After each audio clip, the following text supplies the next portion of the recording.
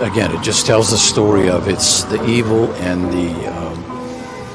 the ugliness of people's hearts these days is everywhere.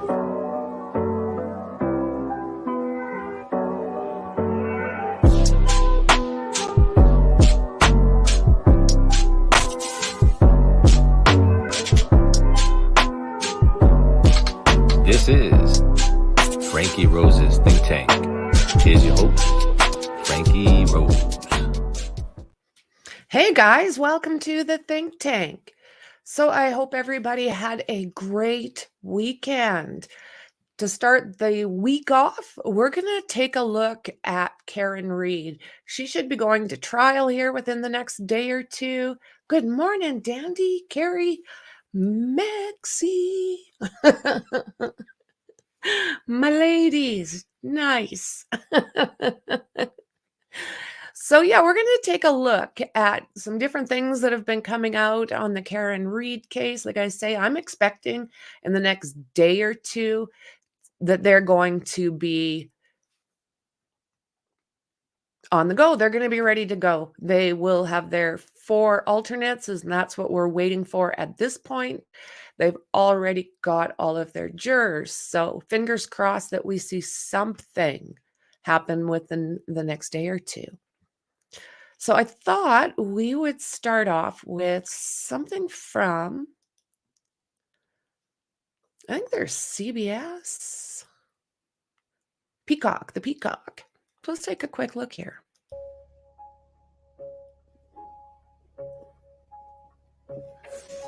The first week of jury selection has come to an end, but there are still empty jury seats in the jury box. Good evening, I'm Glenn Jones, and this is Canton Confidential, the Karen Read murder trial.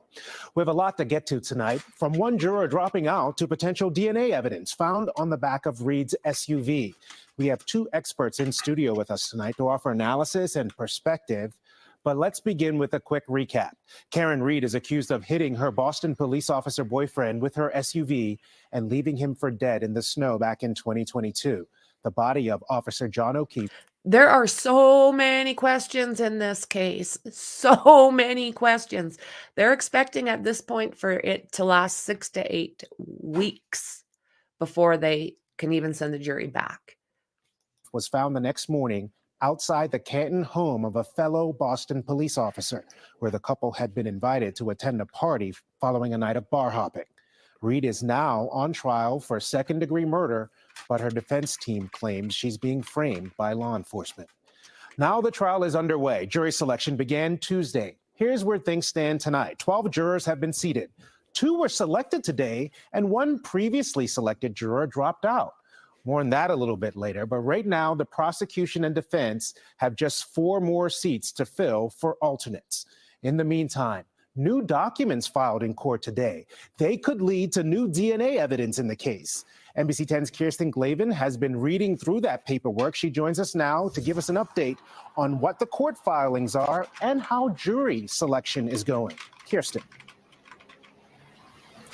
Yeah, Glenn, all of this is a bit of an arduous process, but it is crucial to get it right.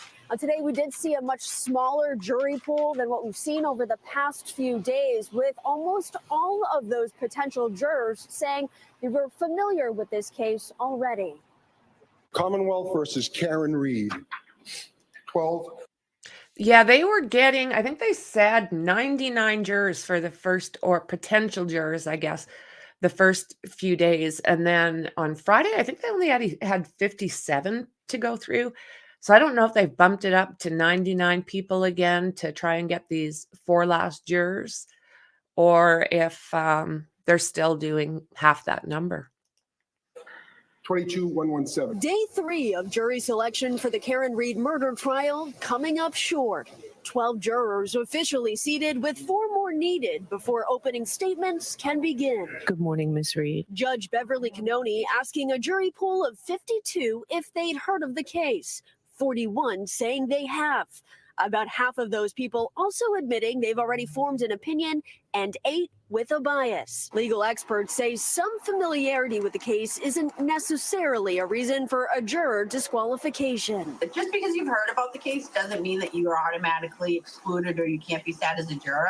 You really, at the end of the day, just need to be able to say, I've heard this. I understand generally what the case is about, but I'm able to keep an open mind.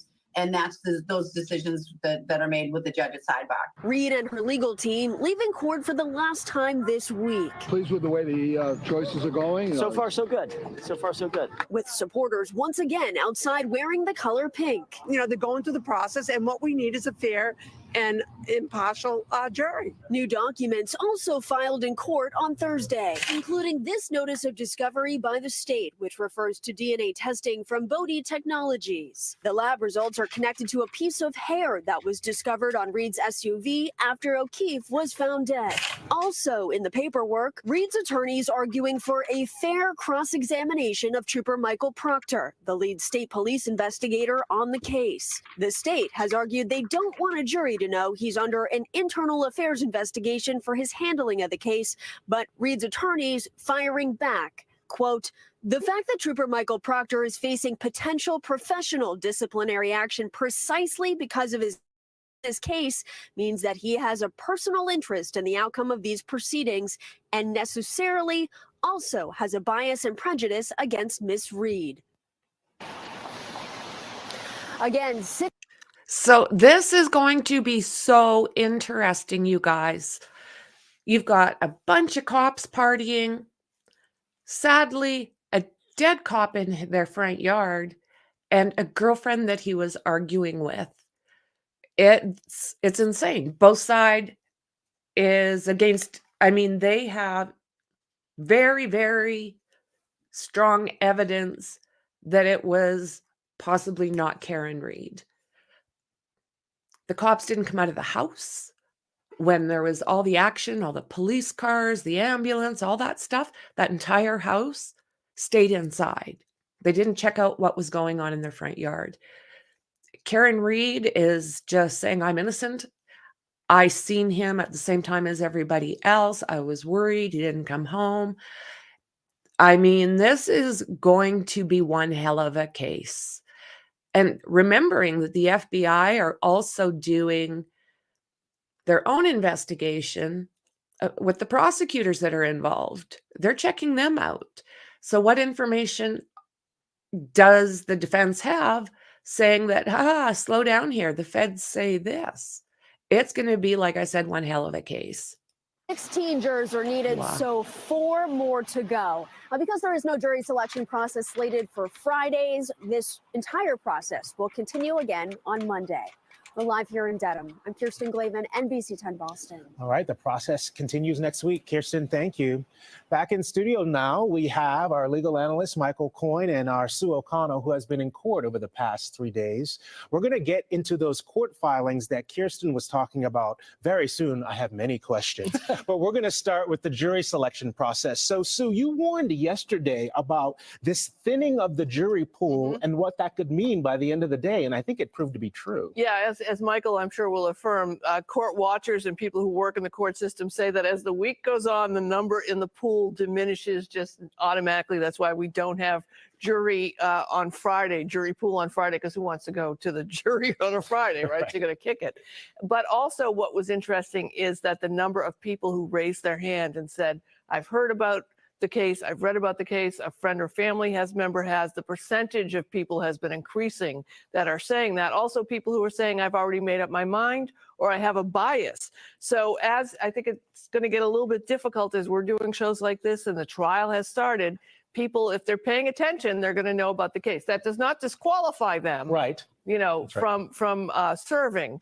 But it just is interesting. And each time when the question's asked and all the hands go up, everyone laughs because it's like, of course, you know. You've been tweeting about this, Yep. Sue, and I've been following you on that. So we'll share one of those tweets with our audience. And at the same time, I'll ask Michael Coyne to talk about the process from here going forward. We're going to get to 16. They will all listen to the testimony, but only 12 of them will deliberate? Yes, that's correct. You have 4 alternates then, so that if during the process of the trial, someone gets sick or they've got an emergency at work or somewhere else where they cannot continue, one of the alternates will then slot in.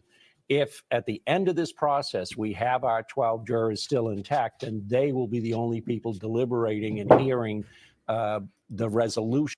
So what they'll do is once everybody is all the jurors are picked, then they will decide who the alternates are. So at this point, we are waiting to have everybody there so that they can decide.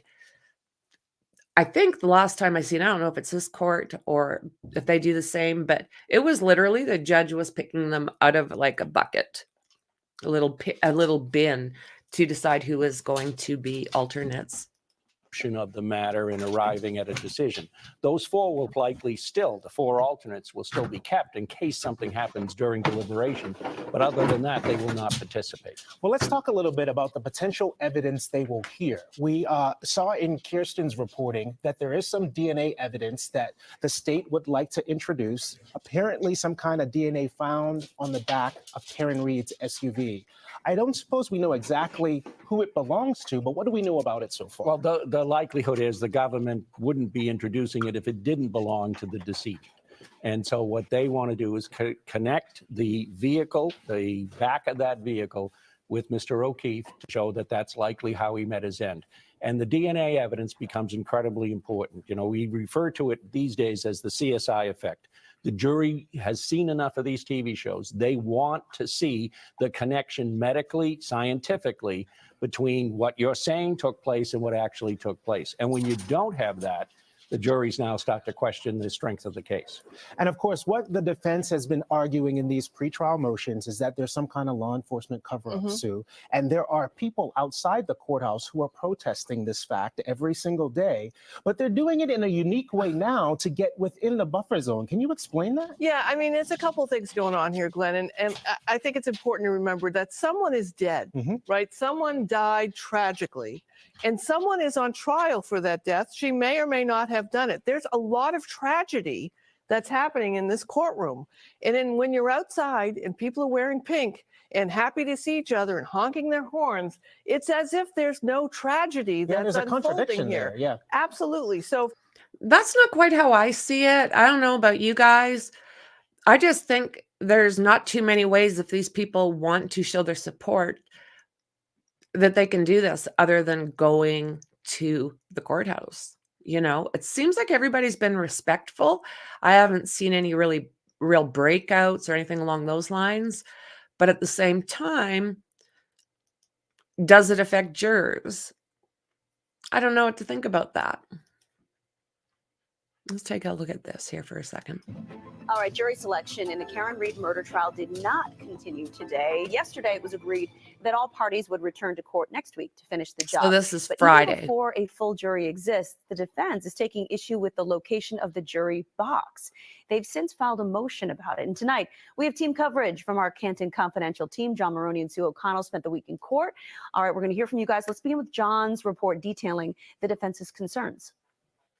This is the jury box for the Karen Reed murder trial. It's the latest focus of defense attorneys who say the seating for jurors violates their client's constitutional right to confront witnesses face to face because of poor sight lines. The defendant's right of confrontation is affected because that's why we have juries, is to determine the credibility of the witnesses and what the facts are. And if they're not able to do that fully, there is a legitimate argument that that affects her confrontation clause rights under the Sixth Amendment. Reed's lawyers have filed this motion asking to change the seating so jurors will look. I am looking for these documents. And if I can find the new documents, I will absolutely share them with you on this stream. Directly at witnesses during testimony. They say jurors must be able to see them so they can assess their credibility. They've even submitted images of defense attorney David Yannetti on the stand, claiming at least 6 jurors will only see the back of a witness's head. The defense says it has offered an alternative seating arrangement. NBC 10 legal analyst Michael Coyne agrees with the concerns of Reed's lawyers, saying seeing witnesses is important for the jury and lawyers. But the way that courtroom is set up, the lawyers can't see all of the jurors. And what you want to be able to do as the lawyer is see what's resonating with the jury, what they're reacting to, what they're ignoring, because that helps you shape the balance of your trial. All right, let's bring in John right now. John, this is an old courthouse. We know that. That jury box has been there. So that is not great, is it? That jurors are not going to be able to see witnesses, and that the lawyers aren't going to be able to see some of the jurors. I don't know what I think about that. Not much, actually. there a long time. Has Wow. this ever been an issue before? Well, Monica, people probably have put up a stink about it in the past, but nothing has been done about it because that courthouse has been there for a long time, as you mentioned. Remember, this was where Sacco and Vanzetti, they were tried. That was more than 100 years ago. But Alan Jackson, he is the lead attorney for Karen Reed. He's from California. He comes in, he sees what's going on, and decides, this is not going to work. That goes something legal people here in this state have also been saying, but nothing has been done about it. We'll see what the judge does. Seating that courtroom already pretty tight. I know. We know that's the case with a lot of these courtrooms around here. Sue, let's bring you in now. You kind of sort of figured this out earlier this week. The defense wasn't too happy with the jury box situation even before the motion was. Yeah, I agree with this. Like I was just saying, 1,000%. They need to be able to see the jury, and the jury needs to be able to see the witnesses. This case, I tell you what. What else did you take away after your time in court? Well, I'll tell you, Monica, I've been frustrated that we in the press have been unable to hear the jurors' interviews. We're not even being reliably informed about how many jurors have been impaneled at the end of each day. But I have to say, I've also been fascinated by how much involvement Karen Reed appears to have in the jury selection process, many consultations with her law team during the potential juror interviews. And while I've been unhappy with the lack of transparency that Judge Beverly Cannoni has allowed the press, I have been impressed with her temperament in court. And I think the question, though, on a lot of people's mind, and I'm going to ask my Canton Confidential co-conspirator here, John Maroney, this. John, when do you think this trial will actually begin? How much longer is it going to take for us to get the number of jurors needed, do you think? Well, I think there'll definitely be a jury next week that will be picked. There's only 4 more jurors to go, as you know. It sounds easy, but they could not get 2 of them yesterday on Thursday. So I think we'll be looking at either Tuesday or Wednesday for opening statements. I don't see any serious delays because of issues related to those jurors. The judge, of course, however, still has a lot of number of motions to rule on. John, Sue, thank you so much. Of course, we'll be hearing a lot from both of you over the next few weeks. We appreciate it.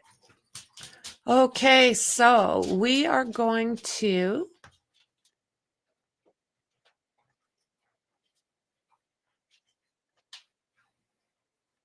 let's see here.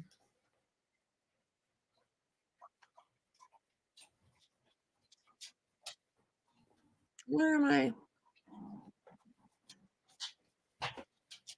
There we are. Okay. So Melanie Little had one of my most favorite people on. She had Joseph Scott Morgan, and he does a podcast called Body Bags. You will see him on Twitter quite often. He is highly educated and just seems like a great soul. So I really, really want to go through this with you. I do believe this was just yesterday. I'll have to double check, but I thought we would go through it and see what his take is on what's going on. So let's take a boo. Single news channel for as many years as I have, and his opinion is so very well respected in his field.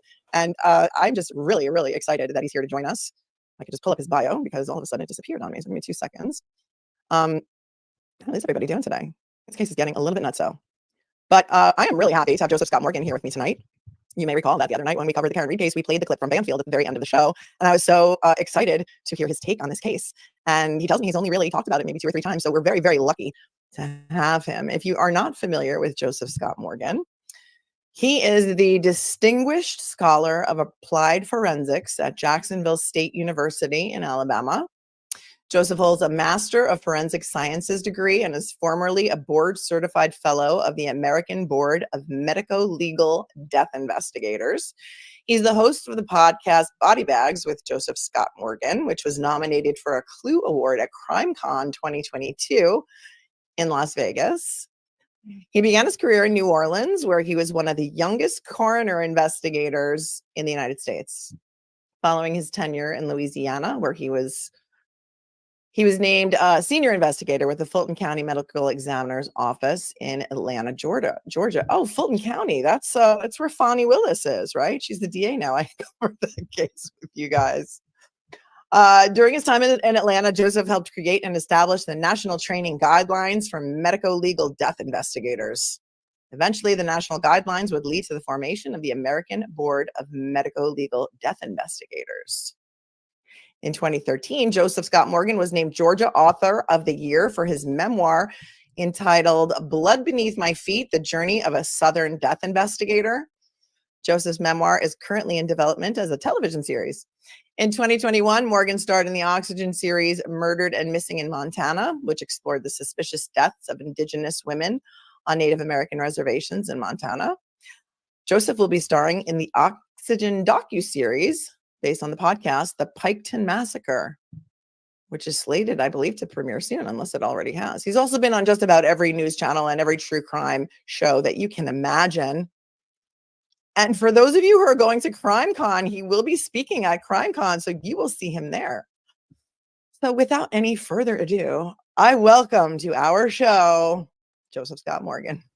Hey, y'all. How you doing? Hello. Good to be here. Thanks for having me, Melanie. It's Thank you so good to be a part. much.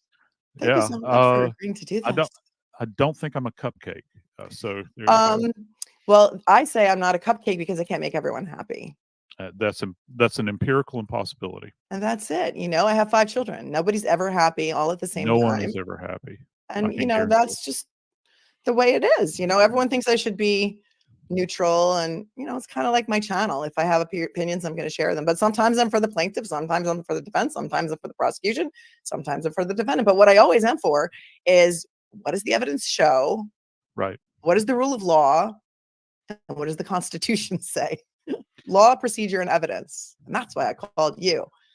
Because as a trial lawyer, I hire experts to try my case.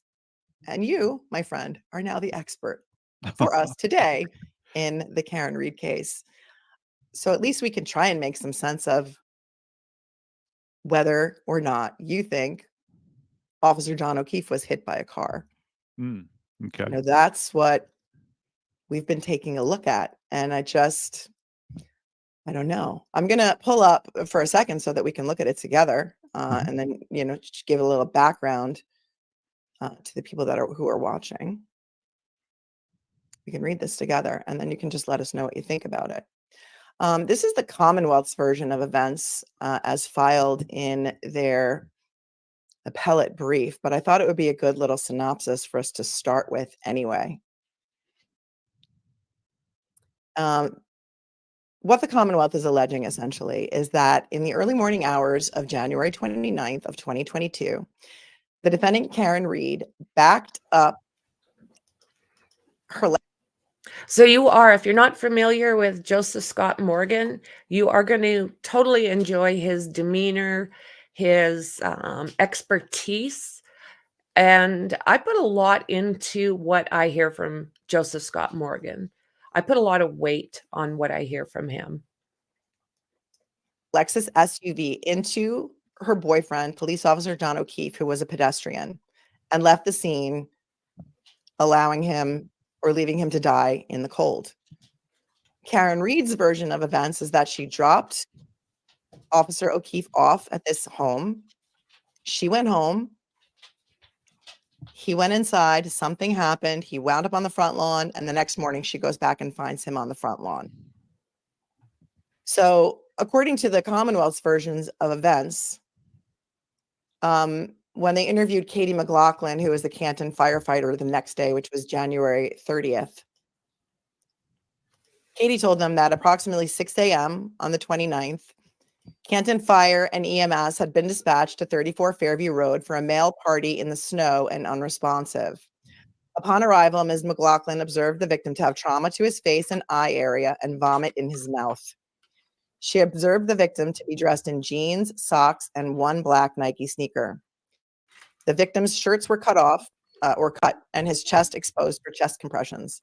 Ms. McLaughlin had exited the ambulance to speak with the defendant as to the victim's identity and medical history. The defendant provided the victim's name and date of birth. Ms. McLaughlin asked the defendant if she knew where the victim had suffered the trauma to his face/eye, and the defendant turned to her friend and stated repeatedly, "I hit him, I hit him, I hit him," in response to the paramedics' questions. Following the initial witness interviews on January 29th, Troopers Buchanan and Proctor then proceeded to the Good Samaritan to view the victim. They observed 6 bloodied lacerations varying in length on his right arm. And I sent you the autopsy photos, so you have them, right? Yep. The cuts extended from his forearm to his bicep. Both of the victim's eyes were swollen shut and black and blue in color. The troopers observed a cut to the right eyelid area of the victim. The victim's clothing, consisting of blue jeans, an orange t-shirt, long-sleeved gray shirt, and boxer shorts, were soaking wet and stained and saturated with blood and vomit. The victim was also observed to have one black Nike sneaker with a white Nike logo on the side. Oh, The victim's medical Lizzie. records were admitted as an exhibit before the grand jury. So please do sub up to Melanie Little. She's in the description. I just put her there. Settle down. And in the chat. So I do appreciate her sharing her content In this matter as well. Throughout said medical records, the attending physician and medical personnel described the victim's injuries at length. Said description of his injuries and medical conditions include right superior orbital ridge region, approximately 7 millimeter laceration, positive, what looks like a plus sign to me, positive surrounding soft tissue swelling / contusion, positive breath sounds bilaterally, pulseless, positive superficial abrasions right forearm. Time of death was noted at 7:50 a.m.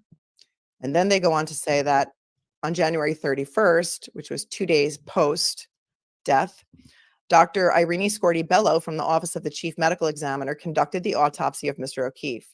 The doctor advised the troopers that she observed several abrasions to the victim's right forearm, 2 swollen black eyes, a small cut above the right eye, a cut to the left side of his nose, and approximately 2-inch laceration to the back right of his head, and multiple skull fractures that resulted in bleeding of the brain. Dr. Scorti-Bello further advised the troopers that the victim's pancreas was a dark red color, indicating hypothermia was a contributing factor to his death. Dr. Scorti-Bello opined from her examination that the significant blunt force trauma injuries occurred prior to Mr. O'Keefe becoming hypothermic, as evidenced by the hemorrhaging in his pancreas and stomach. Mr. O'Keefe had arrived at the Good Samaritan Medical Center with a body temperature reading in the low 80s. The doctor opined that the extensive injuries to his head likely rendered Mr. O'Keefe incapacitated. The doctor further opined that upon viewing Mr. O'Keefe's injuries and her examination of the body, she observed no signs of Mr. O'Keefe being involved in any type of altercation, physical altercation, or fight. In addition, the doctor testified that the victim had abrasions on his right arm. She described abrasions as scratches caused by a blunt object or contact with a blunt object. She also went on to describe them as a cluster of them on his right upper arm, on his right forearm, mostly linear, ranging in size from a few millimeters to up to 7 centimeters. Dr. Scorti-Bello testified that throughout her thorough external examination of the victim's body, she observed no signs of an altercation or fight. Doctor also testified extensively to the injuries or swelling of the victim's eyes. She testified that from her examination of the victim, both external and internal, that the bleeding and subsequent swelling around his eyes was related to the very small fractures in the skull. She testified specifically that the injury initiated or started in the back of the head, caused all the fractures in the skull, and then the eyes got red or black or purple because of the seepage of blood from the small blood vessels.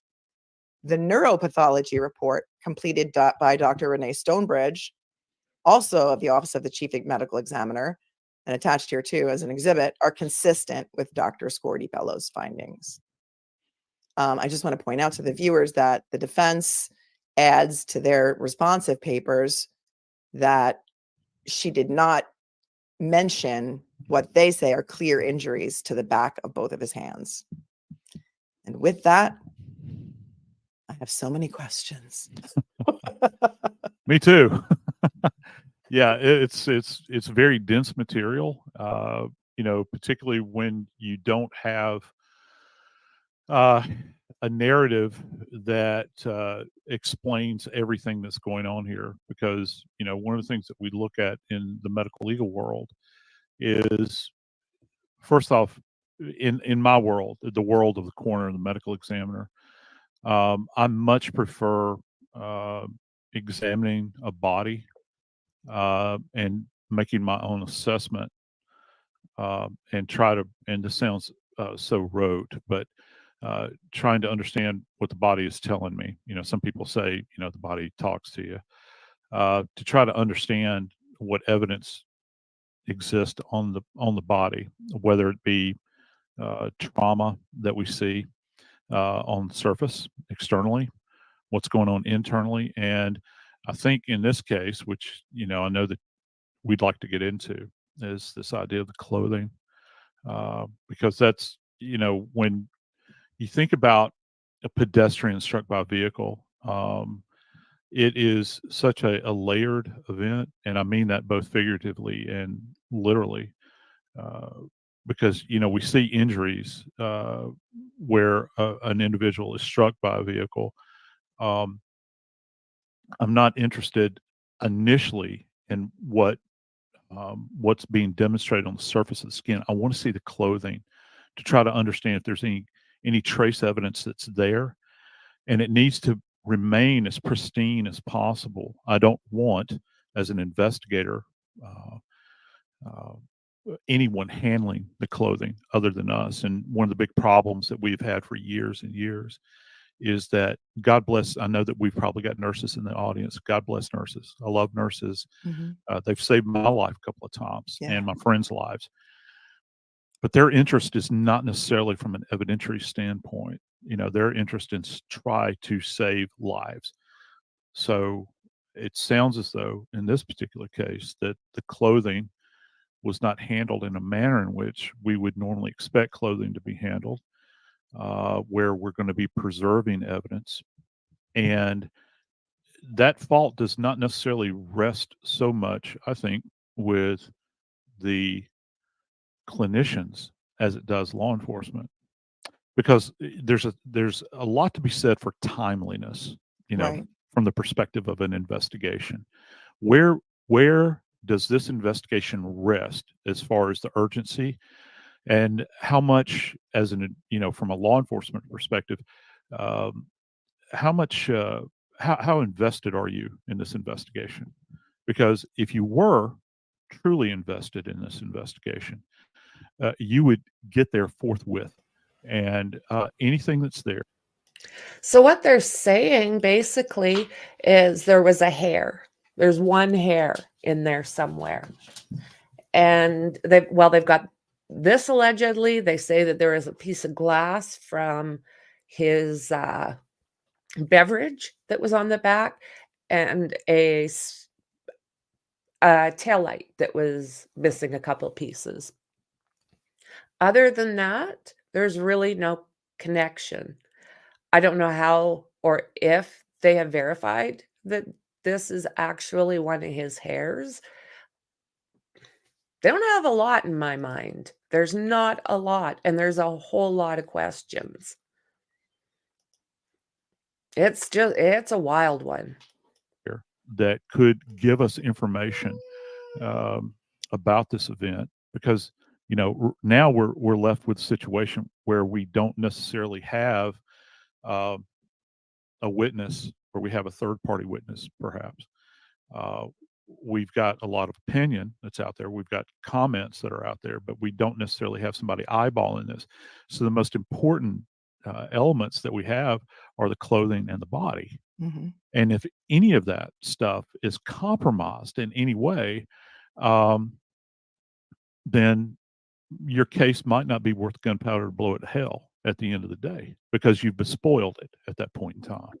Right. So I would really take issue with anybody that did not view that clothing particularly with the utmost urgency to get their hands on it and examine it. Well, I will tell you what happened to the clothing. There are photographs in the hospital while Officer O'Keefe is in a hospital bed. The clothing is piled on the floor. And subsequent to that, the trooper, Michael Proctor, who was the lead investigator from the Massachusetts State Police, took possession of the clothing but did not log it into evidence for several weeks, somewhere between 3 and 6 weeks. We're not exactly sure. So see, I got to kind of stop you right now. Yeah, sure. this is the first I'm hearing of this relative to the clothing. As you know, I've been peripherally, following the case. But that in and of itself would be, how can I put it? If I were, say, for instance, if this was a case that was being handled by one of my investigators at a medical examiner's office or a coroner, that's something, that event alone relative to the clothing is something I would admonish my employee about from a supervisory standpoint, because that violates some of our basic tenets when it comes to preservation of evidence. Right. And I'm not being disrespectful when I say this, and please understand me and hear me right. When we talk about the body, okay, the body of anyone, and God bless Officer O'Keefe's family, but the body, in any case, is the biggest piece of evidence that we possess, okay, because it's going to tell the tale, and any of the accoutrements that come along with the body, clothing, jewelry, anything, is evidence. And so that is to be handled with the utmost care. You can't be cavalier with it at all, because at the end of the day, you're going to have fingers pointing back at you. Once you walk into that courtroom, they're going to start asking you about procedure. How did you handle this? What due care did you take? How do we know? You talk, and this occurred. God, I hate to keep mentioning this guy, but the O.J. Simpson case. And we think about the blood evidence that one of the investigators carried around the trunk of their car. That again is a violation of all of the tenets that we try to enforce to our people, that when we're teaching them about forensic science and preservation of evidence and everything. And you're not going to log it in for that period of time. If that is accurate, then that goes to the heart of the case, because it's at that moment in time, if prosecution is putting forth this idea that the car struck him, okay, car struck him. Yep. There could potentially be evidence on the clothing. Well, if it's not logged in, that means you have nothing at all. Yeah. Period. Because if it's riding around the back of your unit. So there has been things like what they're talking about going on through this entire time. This mistake, that mistake, lost this, can't find that, touched that. What this cop has done has put a major kink into this trial. And why would he do that? Why would his clothes be left on the floor for someone to pick up and then not enter into evidence or take it to where it belongs, wherever that may be? We've run into this more than one time, and usually it is sus as AF. I don't know what in the hell else you've been doing with your unit while you're riding around with evidence in it. It's not in the chain. And, you'd learn this as a first-year law student about the importance of chain of evidence, accountability all the way along. Yeah. Yeah. So what happened was they did not even send the clothing. It took the defense at least 2 years to get their hands on the clothing to be able to test it, because the theory is that he was involved in a fight inside the house, beaten to a pulp, and then the family had a German Shepherd that they believe attacked his right forearm, and the defense believes that's what those injuries are. So the prosecution, something like in December of 2023, finally sent the clothing or the shirt to a canine veterinary forensic lab at UC Davis to test it for canine DNA. Right. But by that time, maybe you can talk a little bit about whether any such evidence would still even exist or be valid or admissible. You were the expert in this case. Well, it depends on how it's been treated during that period of time, right? And we've already got an environment, which is a very wet environment, that this victim would have been in the snow. Of course, it's freezing outside, but it's wet, and unfortunately, particularly when you're talking about a molecular level like DNA, water destroys a lot of things. It compromises cases many times. Improperly storing something that's wet, for instance, if it's not treated with due care. So what was the status of the clothing when it wound up at this laboratory out in California for the veterinarian people to take a look at? And the fact that I'm sure that this UC Davis is a fun place, and you're telling me. So I'm not sure if you remember, quite some time ago, it will be in Karen Reed's playlist, but she had a dog expert on. And if you get a chance, go back to the playlist and check that out, because what he had to say about John O'Keefe's arm is amazing. And this guy's an expert, literally an expert in dog bites. That you had to send it all the way out there, that this could not have been walked through someplace in the Northeast that could have facilitated this for you. I don't understand that necessarily, and procedurally, I don't know what they did with it, how they went about the testing. Right. So I would, if I were a defense attorney and I were to be, presented with that, that's something I would probe extensively on the stand with certainly the police officer that collected it, the custodian of evidence, and then if they call in this person to testify in this case, I'd be fascinated to hear what they would have to say about the condition of the garment when they received it and exactly what kind of testing they did. Right. We expect that they're going to come in and say there was no canine DNA found on the clothing, but the family German Shepherd that they had had for 7 years was mysteriously rehomed right around the time.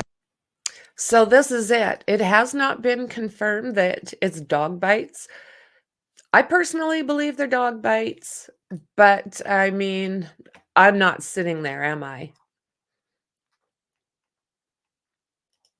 So do these look like dog bites to you, or possibly scrapes from being ran over? What do you think? As far as I know, it's only on the right side. I don't think that these were anywhere else. So the dog bite expert said that it's always going to be 2 or 3 from the canines, depending on how close. So this is the 2 canines and then the scrape. This just looks like 2 and 2. When you pull your arm, you get this, and they pull back. So you get tears, not punctures. So yeah, check out, if you have not seen it, you want to check that dog bite expert out. And again, this is the second time I've used her content. Joseph Scott Morgan, like I say, he's awesome. So that's why we're looking at this. And the last one, like I say, was that dog bite expert, and very, very much worth looking at, as I said. That people were testifying in front of the state grand jury, which they eventually upgraded the charges to murder in the second degree for Karen Reed after she was originally arraigned on vehicular manslaughter charges. So there's a lot of just very curious events that occurred during this time period. What they also did not do is take tissue samples from the arm. So no tissue samples could be tested by the defense to indicate what caused those injuries to his arm. Because when I look at those injuries, I see something that looks like an attack. Maybe you could explain to the viewers what the difference is between an abrasion and a laceration, because while it seems basic to us, I feel like I'm in the Twilight Zone when I read this report. That's okay. Let's talk about a laceration first off. Everybody that's kind of watching this right now, take your fingers like this and put them together. Not like you're praying, but just together like this so that your fingers are kind of bound, okay? And then slowly pull your fingers apart until they're in this position. This is representative, and this is something I do with my classes, that is referred to as tissue bridging. Now, what separates a laceration from a cut, okay, if we have a knife with a milled edge, what separates a laceration from a cut is that it's blunt force driven. So that means that as if it's a hammer, if it's a car, if it's a rock, as that surface is impacted by that object, the skin literally tears. So you're not going to have uniformity to it. And with the tissue bridging, you'll still have little strands of connective tissue that are there because it doesn't do the job that, say, a butcher knife or steak knife would do if you're thinking about wielding it over a steak or a piece of chicken that you're eating or whatever. It's going to leave these connected strands. And also, and probably most of the people in the audience have had a laceration at some point in time. If you've got kids, you've certainly dealt with lacerations because they crack their heads open and that sort of thing. And the scars or the injuries look very jagged. A lot of that goes to the position of them. Our body has surgeons operate on something basis the topography of the body called lines of Langer. And if you don't follow those lines when you make an incision, you get these really nasty scars. And so crime science doesn't work that way. It's not a uniform event, so you get these really nasty events that occur. And with lacerations, even more so. So you have these real jagged kind of interesting injuries that you have. And the other thing that you'll see with a laceration, such as what we're talking about with the back of the head, if the person survives, you'll have what's referred to, it's a fancy $10 word that doctors like to use. It means bruise, but ecchymosis is what they'll refer to it as. A contusion, ecchymosis, and you'll get associated swelling around that area. And that, again, it goes to that blunt force trauma that takes place where something slams into it, or if you're knocked backwards and your head hits an object, the skin is going to respond. And again, that means that this is an antemortem injury if there's ecchymosis, as opposed to something that occurred after death. So you have this event that goes on where you have swelling that goes on and this sort of thing. And that's kind of fascinating. Now with abrasions, abrasion can follow or precede a laceration. And abrasions, very simply put, are generated by friction on the skin. So if you have, again, back to the example of a hammer, baseball bat, or car bumper, it doesn't matter. You can get an overlying abraded area where you get this kind of rubbing that goes on. And if there is not sufficient energy to break the skin even further, then you're not going to have a laceration. But you'll see the epidermis and the dermis, which is the layer just below it. You'll see it kind of peeled back and abraded. It'll have little features in it where the substrate is kind of torn in there, but it's not enough to get down into like the sub-Q fat. So that goes into the entire assessment. An autopsy like this, such as with Officer O'Keefe, should take a protracted period of time to go over all of these injuries. When you're considering, first off, you don't know, and we talked about this a little bit, Melanie, how you're going to classify it. And the forensic pathologist had a hard time, I think, initially, trying to make a classification. I think they initially ruled this case as undetermined. It still is. The death certificate says undetermined. Yeah. And so just because the ME calls it undetermined doesn't necessarily mean that the prosecutor is going to fall in line with that. Mm-hmm. And what that says on the medical legal part, I'm just strictly talking about the medical examiner here. Please do not misconstrue what I'm saying. The medical examiner has not been provided with enough circumstantial evidence for them in good faith to make a judgment that they're going to straight up call this a homicide. Now, when that individual gets on the stand, they're going to be asked questions like, well, doctor, in your experience, this kind of case, have you ever ruled a case with injuries like this as a homicide? Well, yeah, I have. Well, why didn't you rule this as a homicide?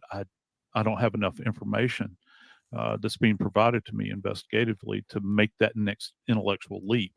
Mm-hmm.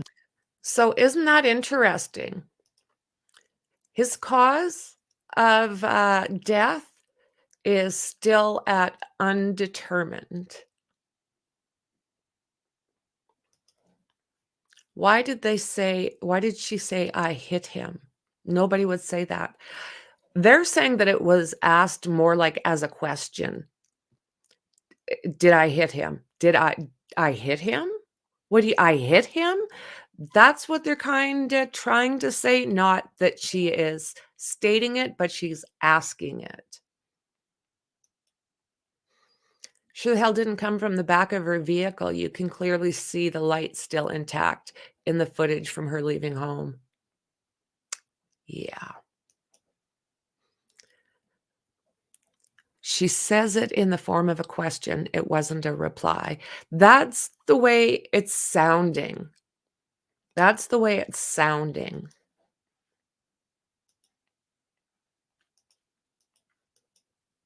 That's that's what they're gonna, that's the track they're gonna take with this person. I don't know how much damage that's going to do to the case, or how much aid it's going to offer the defense. The prosecution wants that redacted. They don't want the jury to see that it was an undetermined cause of death, so they don't want that, or manner of death, right? Manner of death. Manner of death. Yeah, there's five manners. Yeah. Right. I know this. Wait, homicide, suicide, accidental, natural, undetermined. There you go. Pretty good, right? That's it. I'm impressed down to my core. Oh, thank you. How long would you expect an autopsy report of this nature to be? How many pages? Just depends on how. A lot of it depends on how anal retentive the forensic pathologist is. Some of them go into a very exacting detail, down to a microscopic level many times. Sometimes I think all of us have looked at reports over the course of our life where, we'll say, couldn't you have just put this more simply? But, but there are other times where I'm like, and I'll be sent autopsy reports to take a look at before I go on some show or something somewhere, and I'll look at it and I'll say, where's the rest of this? I don't have enough information here. How did they arrive at this conclusion? Because it's not demonstrated out, in the narrative that they generated. We have not seen, obviously, the autopsy report. That has not been released, but we have been told that it's 100 pages long. So I just didn't know if that was. That's a voluminous report. Now that's probably going to include, because you had mentioned neuropathology. That's what I've heard. Yeah. Yeah. So we're going to have the gross anatomical assessment. That is when you hear the term in the medical legal circles where they say gross anatomical dissection or examination, that means with the unaided eye. So what they're seeing physically at the autopsy table, external injuries, internal injuries, organ weights, status of organs. If they're going through the heart and they're looking to see how much occlusion is in the coronary vessels, condition. You mentioned the hypothermic response in the pancreas, which is pretty fascinating. That's a hemorrhagic response that you see. So I agree, Tony. If she hit him hard enough to cause several skull fractures and a chewed up arm, why isn't there a huge dent in that vehicle? The only damage to that vehicle is a busted tail light. I wonder why there's no more DNA on that vehicle and why there's not more damage done to this vehicle, like you say. The way they build cars today, you hit a moth and it leaves a dent. True story. True story. Yeah, and all there is a broken tail light. They're saying that they found pieces around his body. So I don't know why that's where you would find parts of this tail light. I'm thinking that you would probably find it where he was struck. Everybody's got their own opinion and everybody's entitled to them. And I encourage them. For myself, I think there's way too many red flags to be able to say she's guilty. I have a very, very hard time seeing it. There's too many questions. There's too many mistakes. And there was allegedly someone in that house who was an MMA fighter that did not like Officer John O'Keefe. There was a dog in that house that was known to bite people, that for whatever reason is no longer owned by them. I don't know where the dog is. Chloe is her name. I don't know where Chloe ended up. They sold that house after redoing the basement. Just so many odd things.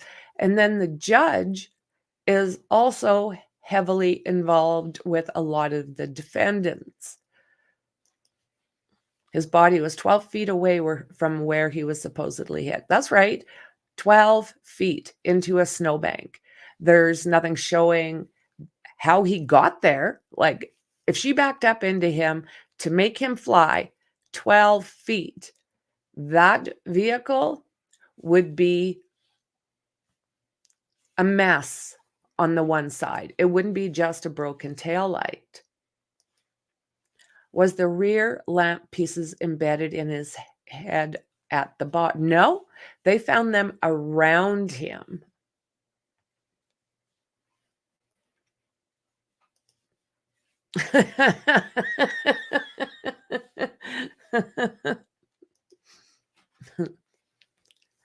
But it was not only him and the victim, there were other people. Why would they all cover for him? Well, you're not talking just patrol people. You're talking about people that are fairly high up into LE. And if one of them did something in that house, which is what the defense is saying, and nobody says anything, they take him out. Let's just say he was being rowdy, so they threw him outside and left him there. Well,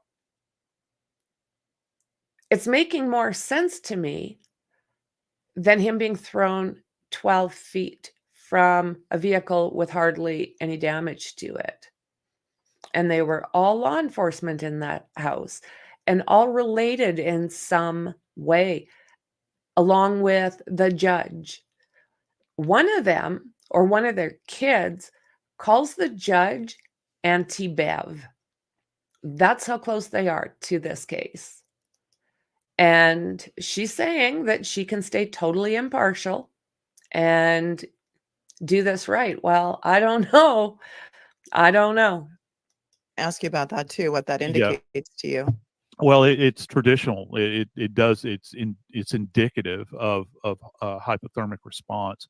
And you can have inflammation with pancreatitis, but that brings us to the next section of the autopsy report, which is microscopic or histological. So when you get the gross anatomical examination, which, wow, 100 pages is really, really long. Then they'll do the gross, and then they're going to do the histological examination, which, one of the reasons we do autopsies is to take little sections of the organs, and they'll be prepared in paraffin, and they're sliced, and then they're placed onto a microscopic slide, and the forensic pathologist will sit there and look for anything, at a cellular level that they can appreciate any kind of disease or, any kind of trauma-related changes in the tissue. Then you have the tox.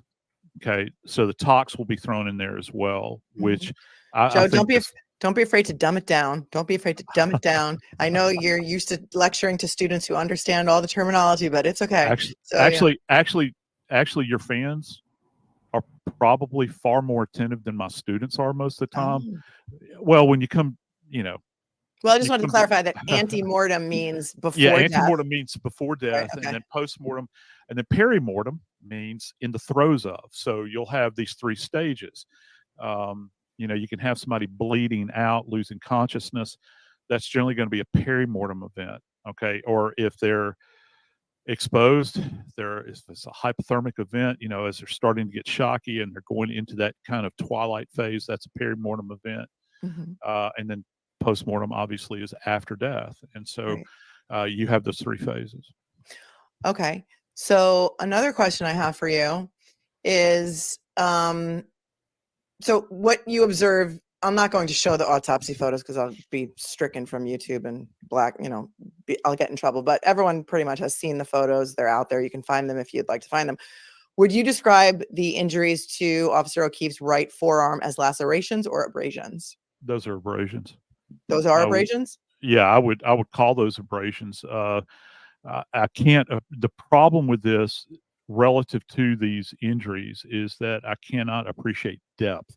So I don't know how deeply they're going, if they're getting into, because they're rather dried when I'm taking a look at them. As a matter of fact, and this is not what these are. Okay, please don't misconstrue this. I probably ought not even say this, but you can actually have ant bites that look, that will, particularly the tinier ones, where that top layer of skin has kind of gone away, and you have this drying event that takes place where the tissue is no longer glistening. So this image is taken for a period of time after death. I would imagine, just looking at this and considering the nature of what happened, this person has been in a cooler, more cooler perhaps, for some time. And one of the things that happens in the morgue, when bodies sit in there in the cold actually, it actually dehydrates wounds many times. So it'll have that kind of flat appearance to it. It won't have that kind of wet, glistening, kind of clinical thing that you see if you're in an emergency room, for instance. Right. So I'm looking at the one, or do you have the photos pulled up on your screen? So there's 2 on the bottom. The one on the left has those 2 large linear type scratches toward the upper bicep. And then if you look at the picture to the right of that, do you see where there's like a large lump on the arm? It looks like below the shoulder, below that pat. I don't know what that is. Is that, do you have any idea? On the posterior aspect, that does look a bit swollen. Again, not seeing this in person, fresh, if you will. Right. I don't know if that's the position of the body, and also if something is pressing out the flesh. But yeah, I see what you're talking about. It's almost it's about the size of an egg. Right, like a dislocated shoulder. I mean, it looks like that's a little too low for that. But if there is some kind of, well, perhaps. And again, in order to get swelling, that would mean that this would be obviously an antemortem event, and that the person would have had to have lingered for a bit in order to have this kind of swelling that sets in. And this could also be, because I'm seeing postmortem lividity here. If you notice where the skin is kind of purple in color there, it's kind of faintly livid. That could be postmortem settling of blood in that particular area. But one of the things that happens, and we can talk about this with the hands as well, and forgive me, I don't mean to be grotesque or anything, but no. I was going to ask you about the hands, because they appear to be clenched, almost like they're frozen like this in these photos. And I don't know if that indicates anything to you. Well, what I would hope to see in this 100+ page autopsy report is that they did a dissection of all of these insults. And the reason that's important is because you can go, and maybe they did, depending upon what their assessment is of these injuries. If they're kind of vacillating between laceration and abrasion, the top injuries in that same referenced photo that you're seeing there, those kind of, it's bilinear is the biggest one. Wait, let me go back over here to this one and take a look. Yeah, it's probably the most pronounced, the one closest to the apex of the shoulder there. The bottom one could in fact be a laceration, I suppose. It looks like it darkens up toward about the 6 o'clock position. That could be an indication that the tissue has literally been ripped there. But again, hopefully this forensic pathologist did a dissection of the injuries themselves, these little insults, these abraded laceration areas that she's talking about here. And also the backs of the hands would be dissected as well, because I did, when I saw, I guess it was, I was on Ashley Banfield's show the other day, and one of the producers contacted me. They called me at the last minute and asked me, and I had not heard anything about the contusions on the backs of the hands. I was like, wow, that's really interesting. So what I would hope that they did was do the dissection on both hands. You would need to cut down through the middle of it, take a look at it, and see how extensive those were. And another thing that I would also want to know is what type of steps were taken on the part of the. I was trying to understand, just looking at, because this is the first time I've actually seen the photos of the hands, and they're rather diffuse, these injuries on the back of the hands. I would like to know if they had attempted to try to start an IV there. Generally, if they're running a code, they're not going to go into the backs of the hands. They're going to go into the left and the right crook of the arms. They'll refer, physicians and in the autopsy room, they refer to it as the left and right ACF, which is antecubital fossa. And many times they'll go in and try to drop a line into the subclave right here, which is right beneath the clavicle. I do see he's been intubated.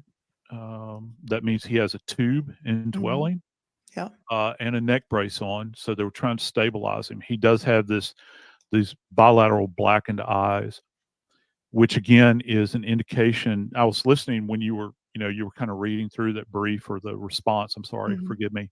I'm not good with legalese, but the bilateral eyes, we call those raccoon eyes. That's indicative of a basilar skull fracture. I would imagine that when the brain was taken out, he's probably got a fracture that kind of runs along the floor of the skull. It's eggshell thin, and that goes to a very specific forceful impact. And they talked about small. You had mentioned small. I think your wording was small fractures. I don't know if that's external on the exterior of the skull. Sometimes when they say that, and again, this is a legal document that's being written, it's not being written by the physician. Right. It could indicate that there's tiny little fractures on the floor of the skull. And again, you need the autopsy report in order to really be able to appreciate what the forensic pathologist said. Sorry, it's rather verbose. I'm kind of winging this right now, so my apologies. No, I have so many questions, so that's good. I also say it looks like, I don't know this for a fact, he's got nose trauma. I know you said that he had a tiny laceration there. And again, this is not the best shot. There's another shot that they would have taken that's called a slab shot, which means it's straight on, like hopefully they did. Right.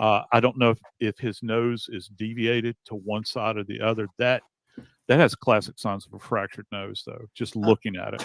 I mean, I look at this and it looks to me like somebody was punched in the face. Like, does he have a fractured nose? Would a fractured nose be classified as a skull fracture, or would that be? Yeah, it's part of the skull. And so when they say he had many skull fractures, that also. Yeah, but you can have many skull fractures, and it could be generated by a single event as well. So you got to keep that in mind too, depending upon the amount of force that's applied. Just a quick example, stays away from cars. Let's say if somebody falls off of a building, which the velocity you could attain falling off of, say, a 3-story building, you land on your face, might be equivocal to a car impact.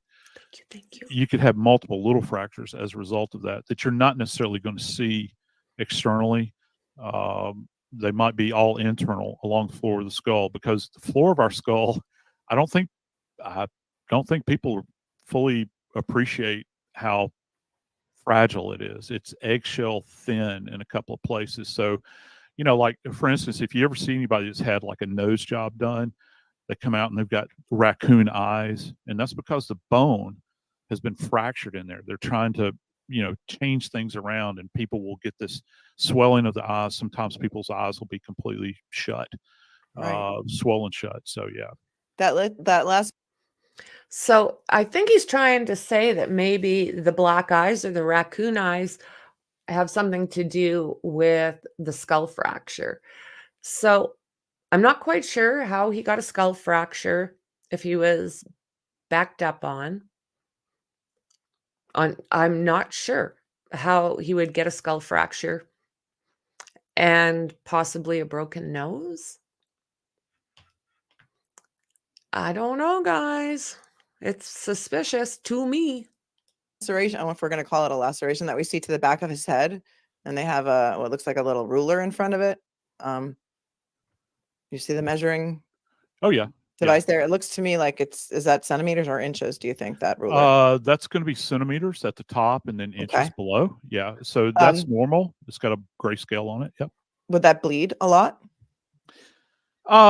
Yeah, it can. The head is very vascular. So that's why it's very important to do x-rays. In this case, it's also why it's very important. Let me get back to the x-rays. I got a little confused there. Just give me a second. So yeah, you would need to do a very thorough search of any location that this individual had been in, whether it is in the yard or, they're saying that he was in the house. My thought is that this is not going to lead to internal bleeding, because the scalp is so vascular anyway. If that's clipped in any way, you're going to have quite a bit of blood that's there. I'd like to know what the back of that shirt looked like. So the thing is it did not sound like there was a lot of red DNA there. It didn't sound like there was. I could be mistaken, but I don't know. I know that Karen, when she was trying to give him CPR, allegedly, she ended up with a lot of DNA on her. But a surprising amount, in my personal opinion, was missing. There wasn't as much as I would have expected, and there was none on the roadway where he allegedly was hit. Kind of gravitational pooling of the blood and going down the back of his neck, because gravity is going to pull it away. Or if he remained like in an upright position for any period of time, blood would pour from this. Okay. Provided that, and that looks like that was probably, again, can't say necessarily completely sure relative to these photographs that's an antemortem event. It does look like it's antemortem before death. But yeah, there should be, I don't know if it's copious amount, but there should be blood, at the scene or in the home or somewhere. So I will tell you that they did not search inside the home at all. There was no search done inside the home. I will tell you that they found 6 drops of blood in the snow that they collected in red Solo cups that they borrowed from a neighbor. That's what law enforcement did as far as the first initial scene investigation by the Canton Police Department. In addition to finding the 6 drops of blood that they collected in Solo cups, they found some pieces of a clear drinking glass, which they bagged into evidence. And they also borrowed a leaf blower from a neighbor to blow around the layers of snow. There was about 2 inches on the snow at the time that Officer O'Keefe's body was found, to try and search for other evidence.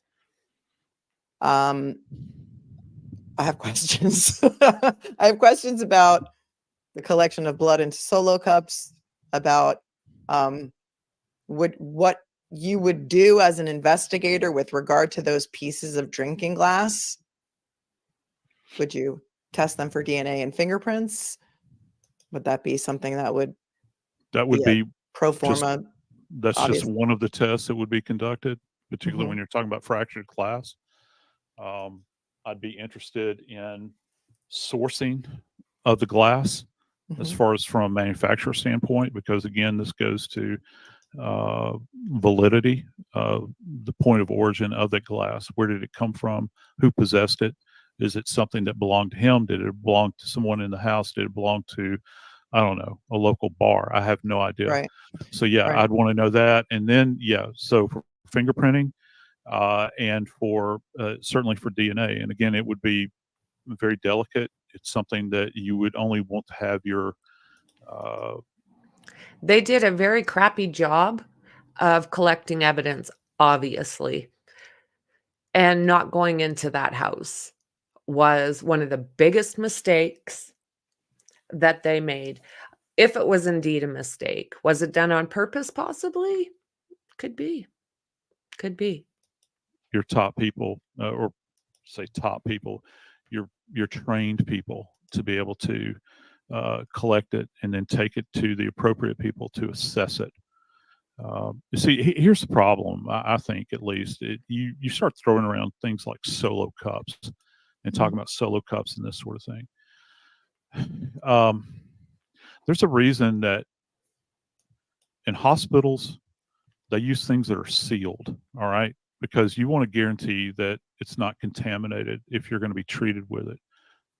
We apply the same reasoning to collection of items at a scene.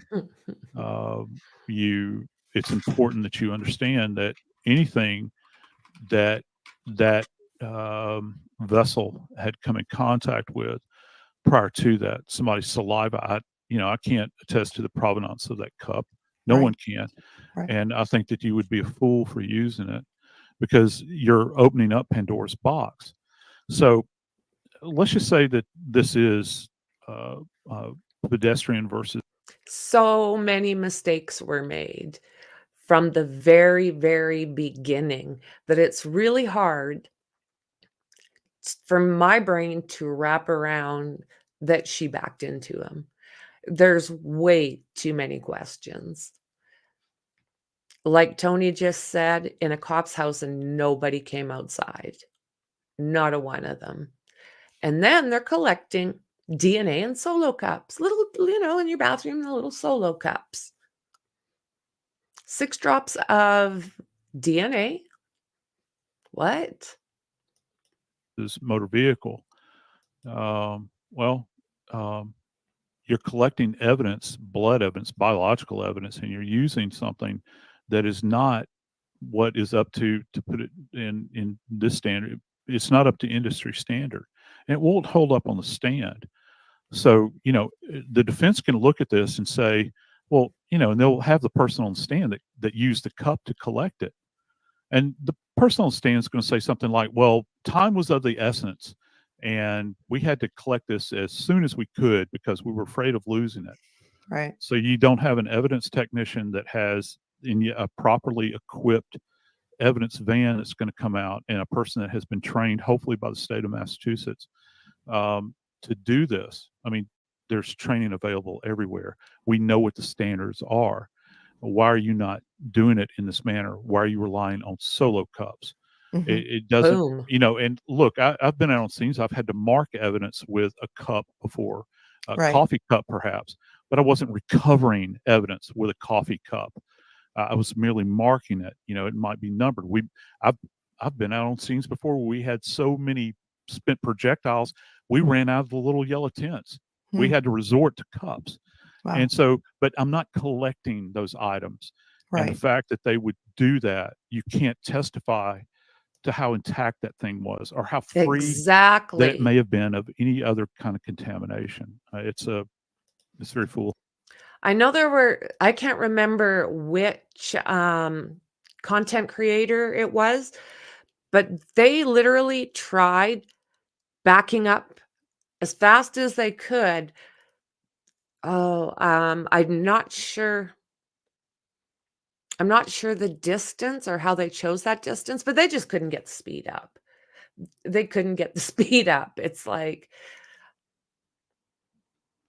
so many things are questionable from the very beginning of the evening all the way to the end of John O'Keefe's life. There's the kids that were living with him saying that they were talking about splitting up. So there's things on that side that they can use as an alleged motive. And the cops are scrambling. They're getting stuff, but I don't know. And the prosecutor, Lally, oh, lordy, lordy. Lordy, lordy. And you'll see as we continue going through this, we just get more and more questions as to what the actual hell went on that night. Hardy. Yeah.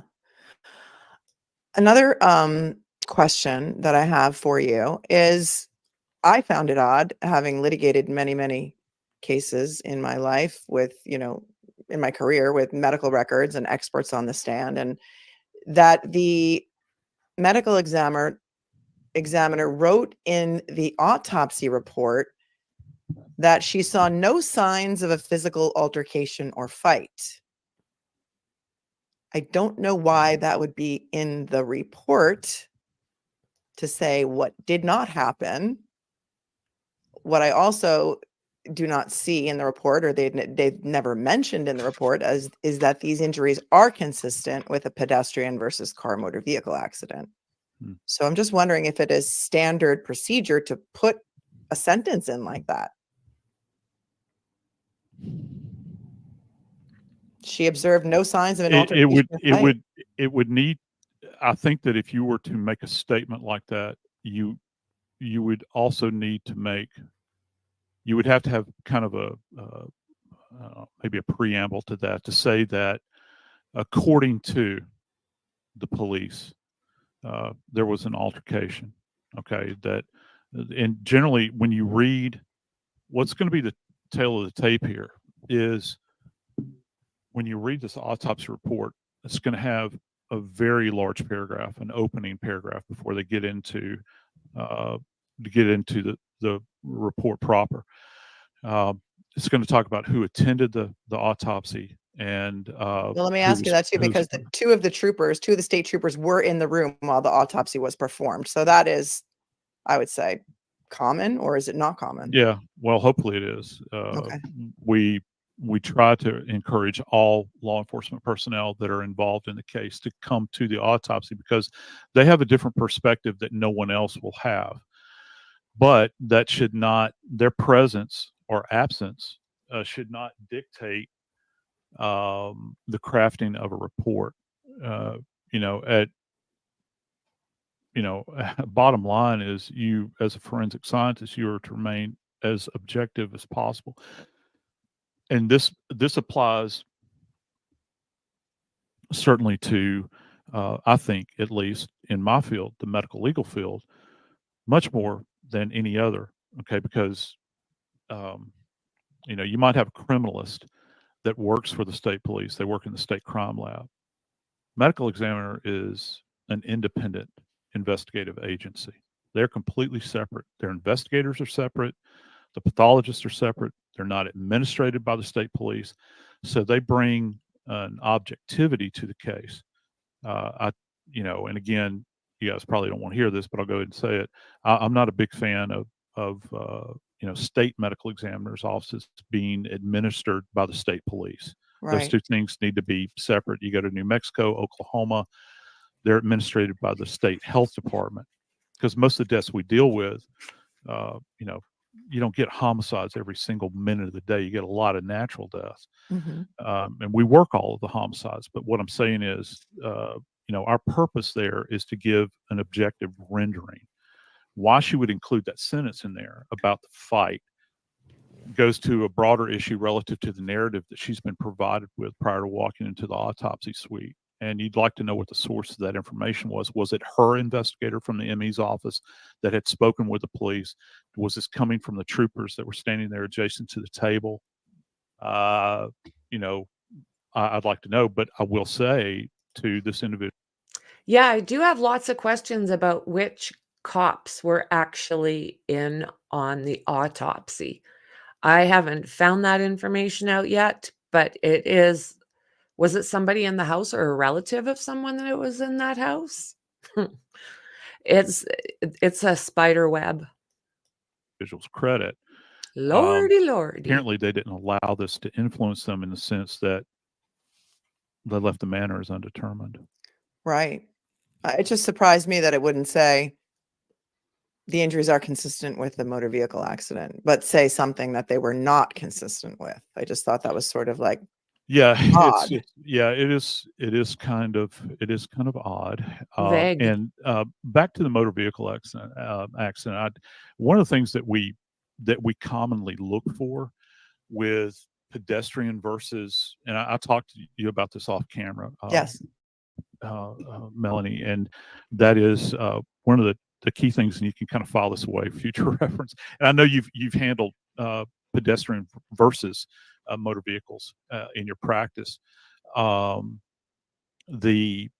look for something called bumper marks, because that's the leading edge of the vehicle. It's going to make contact. Yes. And what you see many times with bumper marks is you'll actually get an associated abraded area. Okay. Now, depending upon how much force is applied, So this is the thing. They did not at any point talk about these bumper marks. And when you get hit, that's the first thing that hits you, right? Usually the legs, or, depending on height, a little bit higher, but it's usually that's where they hit, and then you fly off from there. But I have not heard him having any kind of bruising or a place that bones were broke or anything along those lines for being hit so hard that he flew 10 feet, 12 feet. If you're you can have the abraded areas. If you think about it in a band like this, okay, like a bumper, just think about your bumper on your car. Mhm. So you've got that body, that vehicular body moving through space, and they're going to strike a person. Most commonly, if a person is upright, you would look for it in the thighs and the shins. Very common. I've seen it on the lateral where the individual might sense, and I think probably everybody in the audience can identify with this. You see something as it's happening and you try to turn away from it at that moment in time, and you present, say for instance, pedestrians do this, they will present their outer thigh and you'll get struck in the hip, for lack of a better term, or get struck in the side of the knee, and the person either is run over by the vehicle, which is a completely different set of injuries. Those are called rollover injuries. And then you have a set of injuries where someone is actually thrown over the top of the vehicle. And a lot of that is dependent upon the profile of the vehicle, Yes. how high or how low it is. And with bumper marks, whether it's the rear bumper or the front bumper, that's something you would kind of expect to see. Mhm. And I've thought about this I was trying to think, how can you work out kind of the calculus with this, the dynamics of the event, if you're the prosecution and you're putting forth the idea that this is a pedestrian versus a vehicle. Mhm. At a low speed in reverse. At a low speed in reverse, yes. So I would, my thought was that you would, if the lower body is absent of so-called bumper marks, would the individual be crouched? Could Officer O'Keefe been crouched? Was he in a seated position, perhaps behind the car, and the car would go backwards? And how much speed can you build up in the snow, Right. backing In a very narrow street. Yeah, in with a curve. what they're saying is blizzard-like conditions. I've heard that term applied over and over again. And Mhm. look, you can hear from my voice, I ain't from around those parts, so we don't. Well, it wasn't one blizzard-like at that time. It was a light thing of snow. One of my buddies many years ago that moved down from New Jersey, he said, you've never felt the kind of fear that you can fear until you have Billy Bob coming at you sideways in a pickup truck in an ice storm. And he's absolutely right. My people do not need to be out driving. But I keep hearing this term, blizzard-like conditions. Well, that implies to me that it's like a whiteout. I think you guys call it up north. But Maybe not it's a during, whiteout. You don't have a lot of visibility, that sort of thing. So I not don't at the know. time of the collision. That was the next day. Right, and so So it had knocked light down. I dusting. mean, it was light dusting. So, but even what would your visibility be like? Would there be any kind of fog? But that's beside the point. When you start to think about the transfer of the energy from the vehicle to the person, where was that Yep. initial contact made? And I promise you this: the prosecution or the defense, either one, is going to ask that forensic pathologist. And if you're a trial watcher, and hopefully they're going to have this thing broadcast, I don't Oh yeah. know. It's starting this week. We're here for it. Yeah. I was Okay. I appear on Law and Crime all the time. I do Law and Crime and Court TV, but Law and Crime in particular. I would be riveted to the testimony of the Emmy, in this case, the forensic pathologist, to hear Yes. what she would have to say, and also any of the technicians that were involved in collection of evidence, and their solo cup theories. I'd love to hear this. Well, it gets even better. This is a question I had for you too. So thanks, Mindy, for asking, and thanks for being a member for too much. Mindy says the core body temperature of 80. Does that make sense with the Commonwealth timeline? And then Delia, thank you so much for your super chat. First, that you've heard of the clothing. Yes, because you have not been following this case. You've been following Koberger forever. 80-degree body temperature. Experts know what his temperature should be in that weather. Police were there during the medical exam commenting, right? We know that. So does the fact that they say his body temperature was 80 degrees at the time that he was found indicate to you how long he had been outside in the cold? It can, and again, body temperature is highly it's heavily dependent upon the environment. I think people believe that we're cocooned and that our body temp is going to change at a predictable rate. That's a lie. And I like to think about first off, how did they arrive at that number? Did the medical staff do a core body temperature on him in the emergency room? That's a question I have. I think they were saying that they did it on scene. If they did it on scene, I'd like to know how they arrived at that number. What methodology did they employ? As from a clinical standpoint, did they point a camera at him? A thermometer at him, like you would in a room? How did they actually get a core body temperature? Because in our world of medical legal death investigation, in order to get a core body temperature, it's an invasive event. Okay, you're going to have to go into, and generally what they say is, the liver. They're saying, sorry, the 80-degree temperature, the core body temperature, I think was at the hospital. I think that you were right on that. Yeah. So, and that would be after he had been undergoing treatment in the field and then back at the hospital. 80 is significant. If I was out on a scene and I got an 80-degree core body, well, this is the formula that's commonly used, and this is why I'm not a big fan of body temperatures and postmortem assessment. I'm more of a fan of postmortem lividity, which is the settling of blood. So are you guys understanding? He's pretty good at explaining things in our normal terms. He is able to, she called it dumb down. He is able to talk to us so we know what he's saying. And it's sounding to me like even he has questions. I'd like to know, because I have not heard one thing about I didn't know that was the term for it, but a bumper mark. I've been thinking about that for quite some time because I have not heard of it. I'll have to look back and even possibly at some pictures and see if I can figure that out, because they didn't really end up telling us if he had one of these bumper marks. But with so for the first hour after death, you can lose from 2 to 2.5 degrees Fahrenheit He off of your rocks. body temperature. So we're at 98.6, right? Mm-hmm. You lose a degree of temperature for every hour after death up until the 12th hour.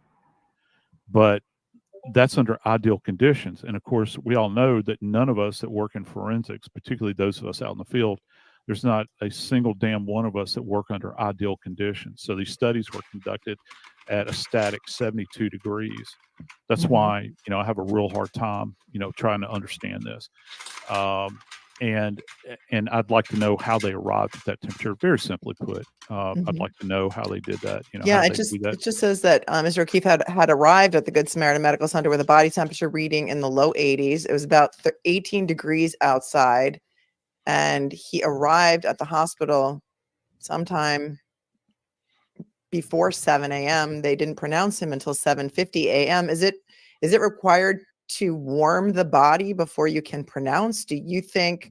Because when I read that earlier to you, it said,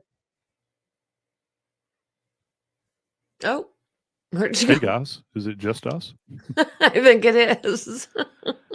And She snowing. kicked herself out. You mentioned a frostbite. take over the show, because sometimes I swipe myself out and Oh, that's okay. show unless I do that. It said to me, I I do read the same positive thing. breath sounds. And so to me, I'm not a doctor. I'm just a lawyer. What does that mean? Positive breath sounds bilaterally. Yeah, well, it sounds as though that they have stethoscope and they were listening to the lungs. But if he was, if he was flatline when he came rolling in, I don't know. I don't know Yeah, I what don't to know. make of that. I have no idea. If someone's hypothermic, is it required that you warm the body up before you can pronounce someone deceased? No, Never heard that. Okay, No, I never heard that either. warming the body is something that's done in a clinical environment in order to bring them back from the edge. That's not something, as a matter of fact, we would prefer no one touch the body after pronouncement, period. And there's no need to warm the body in a postmortem state. Don't touch the body. Leave the body alone. It goes back to my original supposition that the body is the biggest piece of evidence that we have. Right. I don't want any clinician, I don't want any police officer, anybody touching the body at that point in time. It's up to us to do the assessment at that point in time, and also to get to the body as quickly as we possibly can. I don't want bodies fingerprinted. I don't want them collecting any evidence off of the body in the emergency room, tape lifts or anything like that. Let us handle that. Let us secure the body, bring the body back to the morgue. I think that what would really be, and somebody had mentioned, I see somebody just put up intubation. And so if they've got an ambu bag, which they would have, I'm looking at the image right now because they did have him intubated, they'd be forcing air into his lungs. So that's probably where the breath sounds are, the lung sounds are coming from. So after they have called the code and they have pronounced him dead, and keep in mind, just so I like to throw these tidbits out. Time of pronouncement and time of death are two separate things. Time of pronouncement is a legal term. That means that, you're dead by law. That's not the time of death. Time of death is an assessment that is done scientifically. Okay. And say what you will about it, the validity, because it's not Not sure hard. what It's that not is, hard but science. thanks. Most of the time, people like to think that it is. So it says time of death is noted at 7:50 a.m. So if they're going to call this, and pronouncement and time of death translates for the clinician translates into pronouncement, that doesn't mean that anything that we would do from the medical legal perspective that we're going to abide by that. we would do our own separate assessment relative to that. And that's the timeline is very important here in regards to Officer O'Keefe's death, right? You know, Yeah. because you've got all these little points Right. along the continuum where you've got this one saying this and this one saying that. So you want to try to marry these things up time-wise. Time is the coin of the realm when it comes to medical legal death investigation. It's what everything is based upon. You know, in addition to that, we do injury assessments and all those sorts of things. So it's, you know, it's very, very important that we try to understand how long he had been down when the EMTs got to him. You know, I think the first officer showed up. I remember reading this one portion that they had gotten out their defibrillator, I think, at one point in time, but EMS had rolled up and then they took over the scene at that point in time. The theory is that he had, based on when they say that Karen hit him and they responded to him approximately 5.5 hours in something like 13-degree temperatures. Would you expect to, with the injuries that you saw in the photographs and the injuries that we've described, for him to still be actively bleeding? Because she went and gave him mouth to mouth and she was covered in blood. They also found vomit in his mouth, it said, and they also found vomit in his boxer shorts. That's going to connect back. Okay, I want to hear that again. So I was mistaken. There was quite a bit of DNA there. Going to call this and pronouncement and time of death translates for the clinician translates into pronouncement. That doesn't mean that anything that we would do from the medical legal perspective that we're going to abide by that. We would do our own separate assessment relative to that. And that's the timeline is very important here in regards to Officer O'Keefe's death, right? You know, because you've got all these little points along the continuum where you've got this one saying this and this one saying that. So you want to try to marry these things up time-wise. Time is the coin of the realm when it comes to medical legal death investigation. It's what everything is based upon. You know, in addition to that, we do injury assessments and all those sorts of things. So it's, you know, it's very, very important that we try to understand how long he had been down when the EMTs got to him. You know, I think the first officer showed up. I remember reading this one portion that they had gotten out their defibrillator, I think, at one point in time, but EMS had rolled up and then they took over the scene at that point in time. The theory is that he had, based on when they say that Karen hit him and they responded to him approximately 5.5 hours in something like 13-degree temperatures. Would you expect to, with the injuries that you saw in the photographs and the injuries that we've described, for him to still be actively bleeding? Because she went and gave him mouth to mouth and she was covered in blood. They also found vomit in his mouth, it said, and they also found vomit in his boxer shorts. That's going to connect back to this head injury that he sustained. If he has got, if they're doing chest compressions on him, hang on one second. Let me look at this photograph one more time, see if I see any evidence of this, and see if I can expand this a little bit more. Why would he have it in his boxer shorts? And also, I'm curious about what a neuropathology report. That's what why? Yeah, that's going to be the dissection of the brain. Oh, okay. So with the, what can happen many times if they're doing chest compressions on him, which it sounds like they were, it would not, in mouth to mouth, I think that they mentioned. If you're doing chest compressions, if he's got, and they mentioned vomitus already, if the floor of the skull is fractured and you've got blood coming out of the nose, which if you're doing compressions like that, it will force blood out onto you. And I've seen people that are covered in blood that I've interviewed, you know, at a scene when they were the first person to kind of arrive at the, you know, at the scene of the event. So yeah, I think that would be easily explained, but does it mean that he was actively bleeding? Because to have blood pressed out of your body Mhm. is by a mechanical action, Right. chest compression. It's completely different than him spontaneously, or not spontaneously, but him bleeding as a result of an insult to his head. When I look at that, if you're on the autopsy photos again, the one on the upper right, I mean, it looks like fresh blood on the pillow behind him. I was confused about that as well. Yeah, that can be accounted for relative to seepage. And it looks like he's been rolled over. We're visualizing this from the rear posteriorly, which we Hmm. have this image with a scale in it that gives us an indication that I'm with you, what they Harley call this, girl. Melanie? They say it was a 2 centimeter, They two said 2 centimeter inch, I thought they said. laceration, or Let's see. 2 inch. 7 right superior orbital ridge region. No, that's on the face, right? Yeah, so 7 this should be millimeter right laceration. parietal or right occipital, I think, looking at this. I am happy to see that they shaved the wound. Sometimes these people will do an autopsy without shaving the wound. You can see that there's ecchymosis with this laceration on the back of the head. That means that it's swollen. If Yeah. this had been a postmortem event, you wouldn't see that. And the blood that you're seeing, that drainage that you're seeing down there, that can be seepage from the insult on the back of his head. It's gravitationally dependent. The head's really congested, so it'll be pulled out through there. Or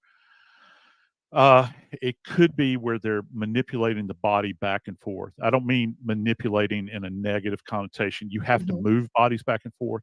So if you still have residual blood in the airway, in the mouth and nose, you'll see it kind of seep out like that. It can get smeared around. They're calling that a 2-inch laceration to the back right of his head, multiple skull fractures that resulted in bleeding of the brain. The fact that the pancreas was a dark red color, that indicates hypothermia too, but there are a lot of people who are saying, also it says here, as evidenced by hemorrhaging in his pancreas and stomach. Is that something that's caused by blood? So I'm still not understanding why there's no injuries except to his head and arm. Is that your understanding as well? How odd is that?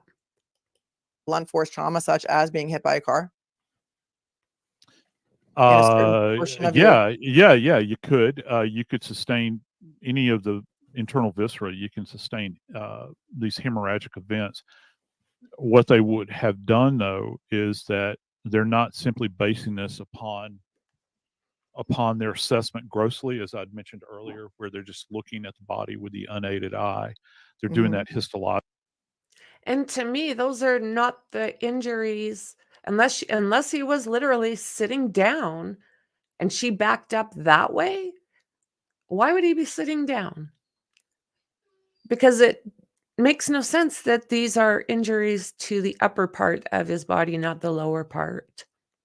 And he didn't get thrown back over anything. He allegedly just got kind of hit and tossed 12 feet into the property. I don't Logically, get it.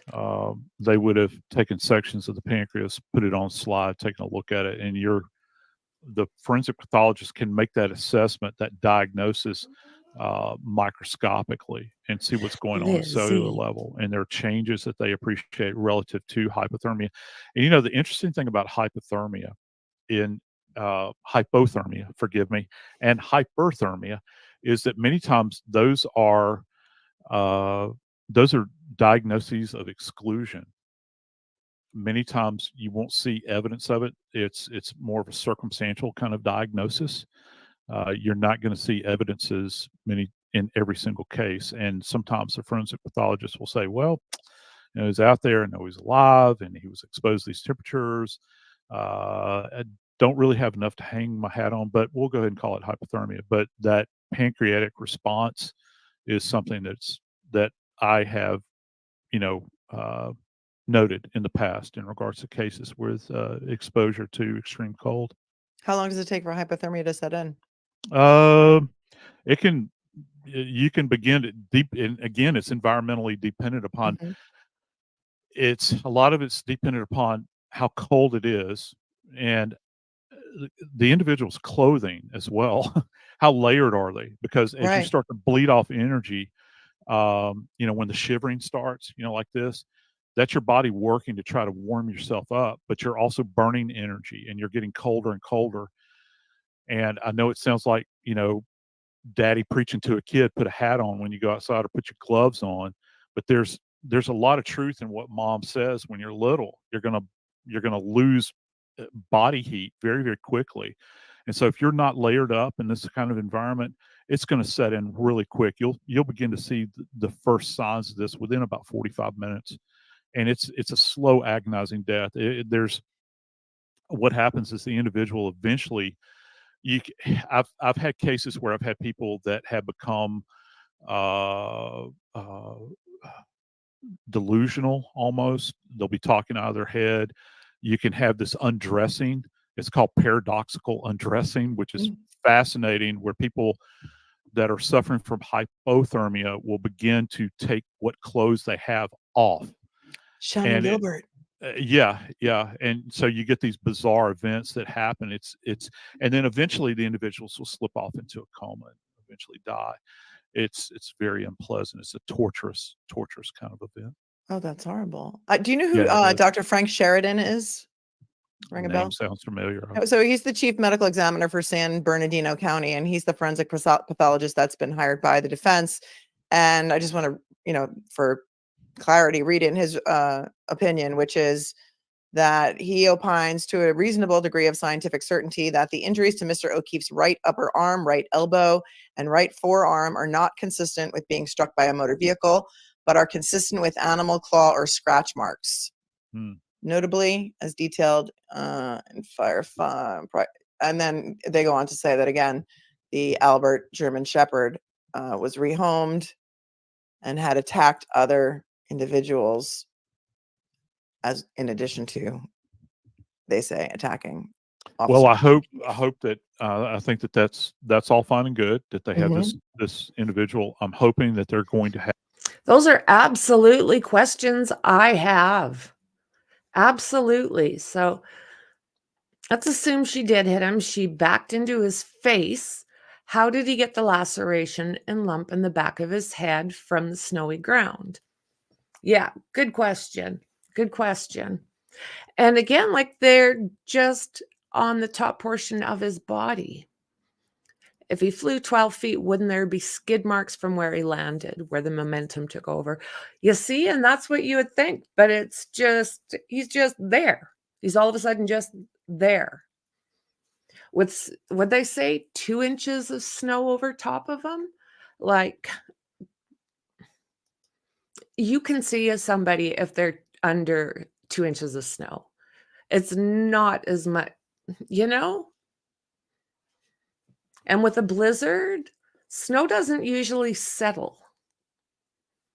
So, yeah, there's a lot of questions. Have if this is the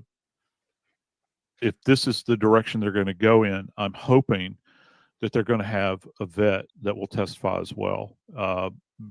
There are a number of forensic veterinarian practices that are out there. Even the U.S. government has one. I think it's located. There's a wildlife. See if I can get this. Maybe somebody in the audience will know this. There's a wildlife forensic lab that's located, I think, in Oregon, if I'm not mistaken. And I've even had veterinarians that want to come and take classes at my university, just to learn more.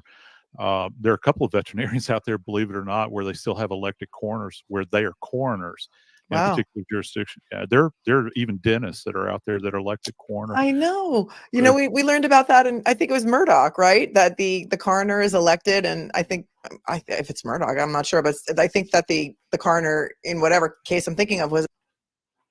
So isn't that Koberger's case where she is the coroner and a lawyer? Is that what it is? It's 2 really bizarre things that are questionable. I think it's the lawyer and the coroner. Was actually a funeral director And so, yeah, that happens. That happens a lot. And in Massachusetts, this is kind of one of the areas I study. And if you're in academia, you got to study something. So I study the coroner system. So yeah, South Carolina has elected coroners, and they can't simply become a coroner without some level of education. So now they require them to have an associate's degree. And so, yeah. And so You would in think small rural medical. areas, many times their default position for coroner is, oh, well, you're a funeral director, so you must understand everything about medical legal death investigation, and you've got a car that you can carry the bodies in. And so they Okay, automatically, they elect these people to be coroner. Some of them are fine coroners because no one else wants a job. yeah. Who wants to deal with the things that you have to see and the paperwork and have to notify families and all that. It's Right. heavy lift. So anyway, I digress. And it varies from state to state. Okay, depending upon what state you're in. No two systems are the same. Would a typical medical examiner see a lot of dog bite type injuries on a decedent? Let's see. Okay. Well, I guess a lot of that is dependent upon your location. I've worked cases where I've had kids killed by dogs. It's Yikes. horrible. It's absolutely one of the worst things I've ever seen. I wish I could erase it from my memory, but you can't. Let's see that. I think that with the dynamic of this event that they're talking about on Officer O'Keefe's arm, so I can go back up here real quick. I'm going to have to bounce here in a minute, but Sure. Yeah, I know. I don't want to keep you too much longer. No, that's okay. I love being with you guys. It's great. Thank you. I think my question is, why only I agree this with area that. of harm? Why are there not also bite marks perhaps on the hands? Because as humans, we experience the world through our hands and we defend ourselves with the hands. Was this merely him throwing his arm up to block? And if that's the case, why did the dog stop? Why didn't the dog grab the back of his hand? Why don't we have bites on the hand? We have bruises on the hand, but those bruises don't necessarily look like something you would commonly see with a dog bite. Does it look like something you would commonly see if somebody was in an altercation where they were punching someone? The hands, Yeah. not generally defensive on wounds? the back. Yeah, I mean, I thought they were kind of high up, like you'd see it on the knuckles, but as I sort of like zoom into the knuckles, I can see stuff there too. I also had a dog bite expert on the show who trains canine police dogs. It's a very interesting show. I know you have zero time in your life, but if you ever want to go watch it, it's so I'd love interesting. to. Yeah. Because he actually has a prosthetic arm that he teaches canine dogs, and this is a washed out police dog. And what those dogs do, they will latch onto a perp's arm, and then the natural reaction of the person who's being attacked is to pull away, and then the dog's weight pulls them down, causing exactly those marks. He said, Melanie, 100%. I have seen hundreds and thousands of dog attacks, and this is 100% a dog attack because the nature. And then he said, he even said, a lot of these marks that I see on the arm obviously happened when. That's honestly what I believe. I mean, it makes sense. It makes sense. We know how our dogs react when someone comes near us in an aggressive type manner. They're not forgiving. It makes total sense to me. And to me, you'll see that Lizzie will want to play and she'll grab onto me, and she leaves a hole and then a pull because I'm yanking it away as she's trying to take me for a walk by my arm. So it's exactly what I see. And when I got bit by a shepherd, it was like I was pulling and it was biting.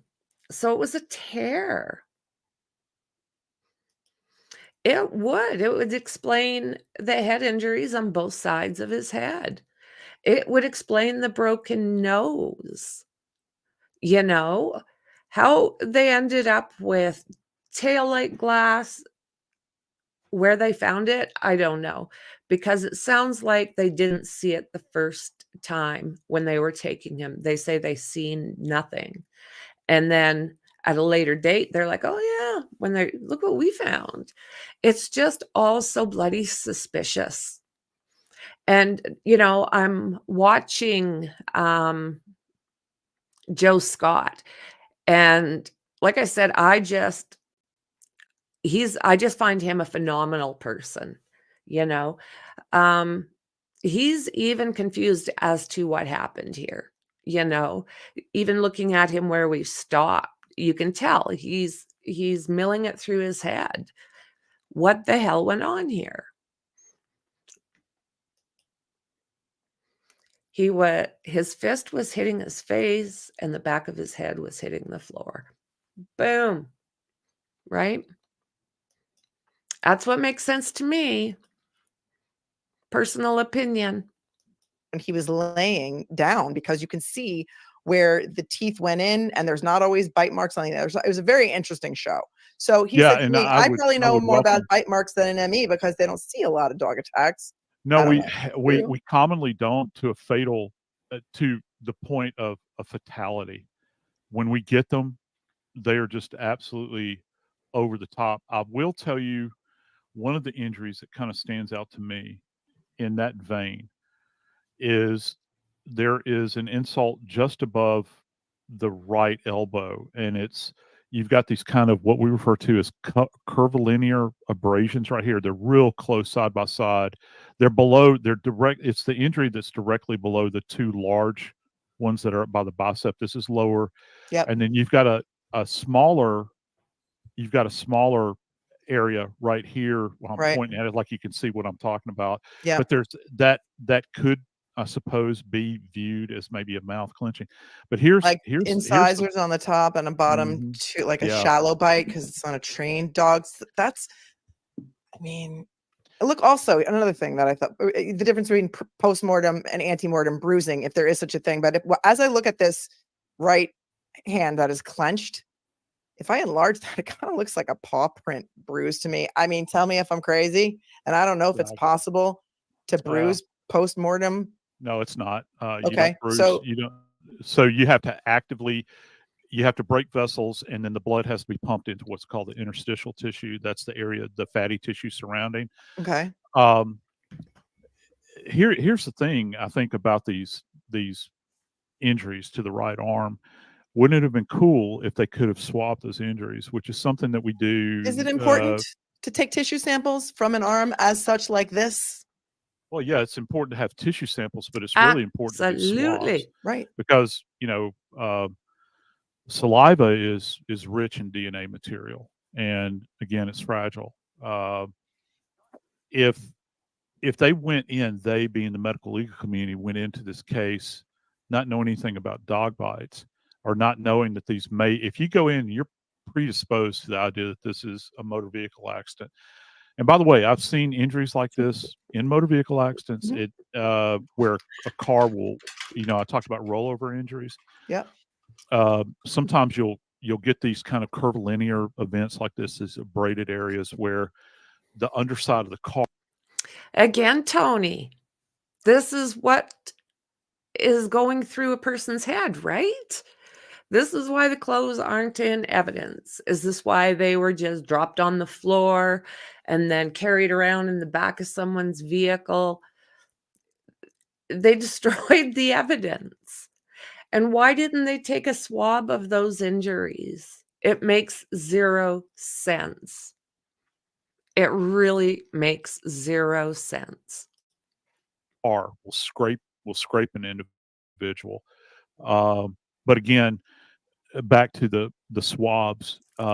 If you go in predisposed to, okay, this is a car accident, that's what we're being told, no mention of a dog, then by the time they get the body, they've already probably washed the body down or wiped off anything that's on the body. And so you have to catch these injuries in the pristine state, or as pristine as possible, and swab this area, flush that area, collect that, and then submit it and see if there's any canine DNA in there. It was never done. Too late. Can't do Never it now. done. That's not. Done. Yeah, that's the other thing that I hope that they've done. They would have seen these bruises on the back of the hands if they did not dissect the hands, the dorsum of the hands. I'm hoping that they did X-rays because I want to know if there are any fractures. Oh, they said Um, boxers fractures. and so, do they have those? Are they going to be able to throw those radiographs up on a screen, on a limb, or whatever it is that they have in the courtroom, and say, okay, this is a fracture. They'll ask the doctor, is this consistent with someone, being pummeled or pummeling somebody else? Also, X-rays of the skull.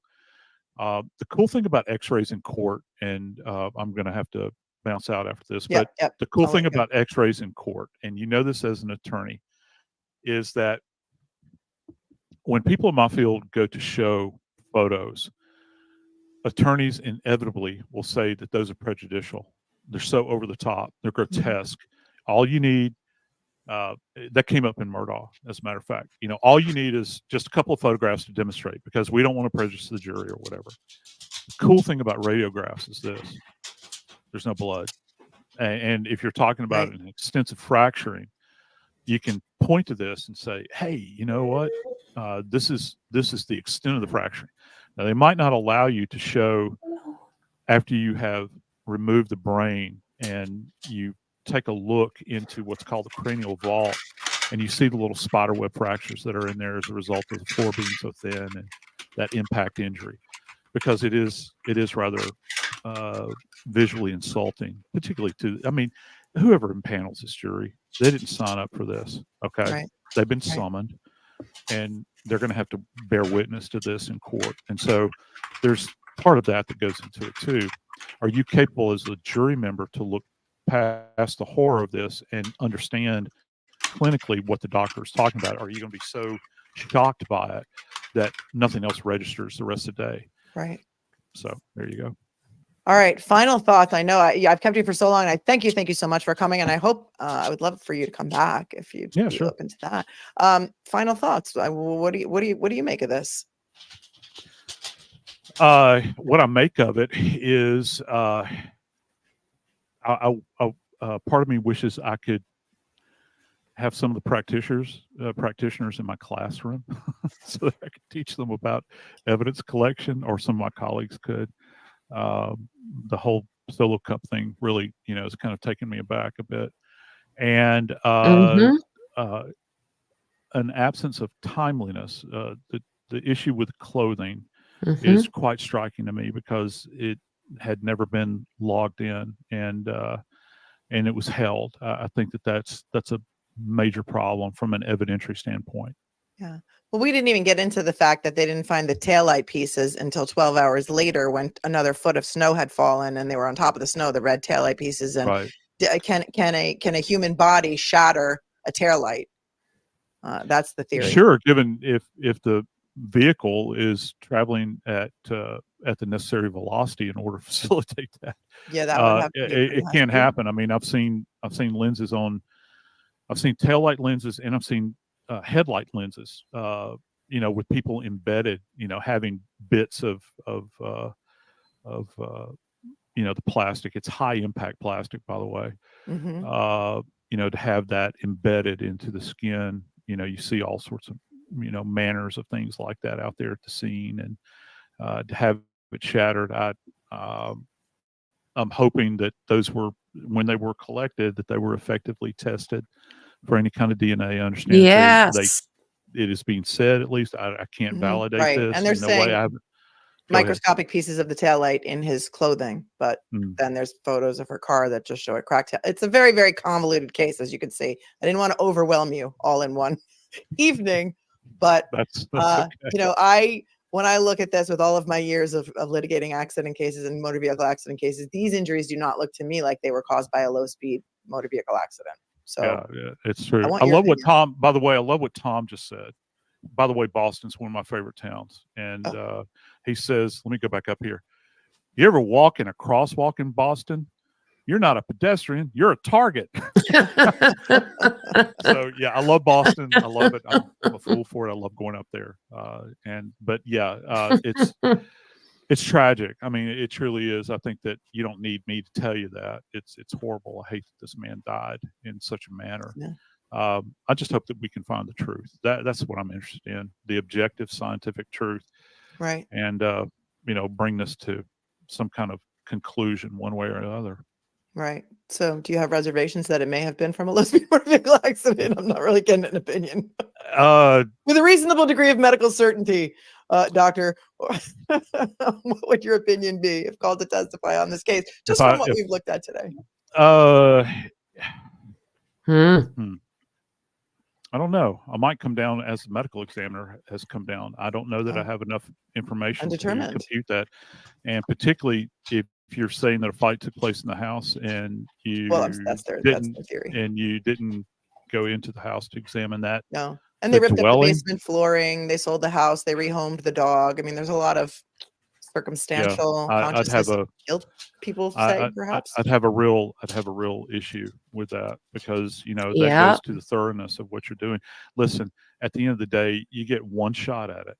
Right. You can't go back. You lawyers love to use the term, you can't unring the bell. No. And once you cross over the threshold at a crime scene for the first time, you can never cross that threshold for the first time again. That's it. It's done with at that point in time, and it's over with. So we'll see. We'll see how it all shakes out in the end. It's not up to us, is it? No, I mean, it's going to be up to those 12 people that are impaneled, and God bless them. They're going to have they're going to be on a hell of a trip for a couple of weeks, probably. Oh, 7-8 weeks, they say. Yep. Thank you. Thank you so much for coming. I hope that you will come back. I know that everyone loves to see you. Thank you to all your fans. I really appreciate it. It's very kind of you to have me. I really appreciate it. Are you kidding? This is like my dream come true. All right. I linked your podcast down below. I'm going to say goodbye to everyone. You are now free to go. I know this was your third appearance today, so go be the TV star that you are. And everyone go to CrimeCon and see Joseph Scott Morgan. Hey, if you listen on Apple to Body Bags, please give me a review on Body Bags. That's all I ask. And my podcast deals strictly with forensics. So anything that you can do in that realm, I'd really appreciate it. And I'm be most grateful. So thank you. Come back and talk about blood alcohol content and extrapolation and all that kind of stuff, because I have so much more to talk to you about. Yeah, sure. We could probably work that in at some point in time. Okay, cool. You went last year too. You guys have a good evening. Much. Good night. All right. God bless you guys. Take care. Bye. All righty then. I'm sorry I didn't get all your super chats and all of your. Okay. So yeah, isn't he awesome? No one like Joseph Scott Morgan. I'm tongue tied. And yeah, he was at CrimeCon last year as well. I remember a question came from, it was Ethan Chapin's mom. And he didn't know who it was at first, but it was amazing. It was amazing. It's on the internet somewhere. So yeah, check out Melanie Little. She's in the description as well. And yeah, in the chat. Okay, so this was a few days ago, but it gives us a little bit of flavor as to what, oh boy, Judge Bev. Let's check her out. Again, Ms. Reed. Good morning, jurors. My name's Beverly Canoni. I'm a judge of this court, and I want to welcome you here this morning. Give me 2 seconds. Jury service, as you know, is one of the most important duties that we have as citizens. Our system of justice simply would not work without you, and we appreciate that you're here today, ready, willing, and able to serve if called upon to do so. So You are unmuted. We're selecting a jury today in a criminal case that you just heard, Commonwealth versus Karen Reed. The Commonwealth alleges that on the morning of January 29th, 2022, at approximately 6:04 a.m., the Canton Police Department received a 911 call reporting an unresponsive male party in the snow outside a residence at 34 Fairview Road within their town. Officers responded and discovered the male party, later identified as John O'Keefe, off the roadway in the front lawn area. Officers identified 3 women with Mr. O'Keefe, one of whom was the defendant, Karen Reed, the girlfriend of Mr. O'Keefe. The defendant had been with Mr. O'Keefe the previous evening at 2 different bars in Canton and had driven with him to his residence in the early morning hours of this date. Mr. O'Keefe was treated by paramedics from the Canton Fire Department and transported to the Good Samaritan Medical Center, where he was later pronounced deceased. So she's talking to basically the jurors that have been picked while they're still in the process of picking more. So this is just to give us an idea about the courtroom and the judge, and just give us a little bit of a vibe as to what is actually going on.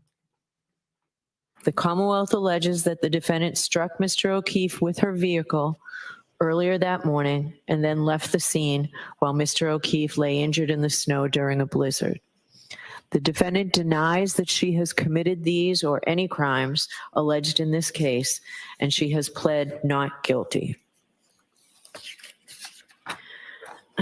So the defendant is charged, as you've heard, with second-degree murder and also charged with manslaughter while operating under the influence and leaving the scene after causing personal injury or death.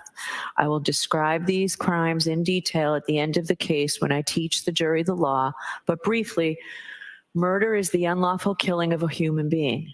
In order to prove the defendant guilty of second-degree murder, the Commonwealth must prove beyond a reasonable doubt that the defendant committed an unlawful killing and that it was done with malice. In comparison, involuntary manslaughter is an unintentional, unlawful killing caused by wanton or reckless conduct. These terms and the elements of the crimes will be explained to you in detail at the end of the case before you begin your deliberations. Now, at the outset, I would like to address the issue of public interest in this case and the duty of this court to adhere to the rule of law. John Adams said that we are a government of laws, not of men, and that the law must be deaf to the clamoring of the public. He meant that while public opinion about a given subject may ebb and flow, the law must be steady, reliable, and even-handed.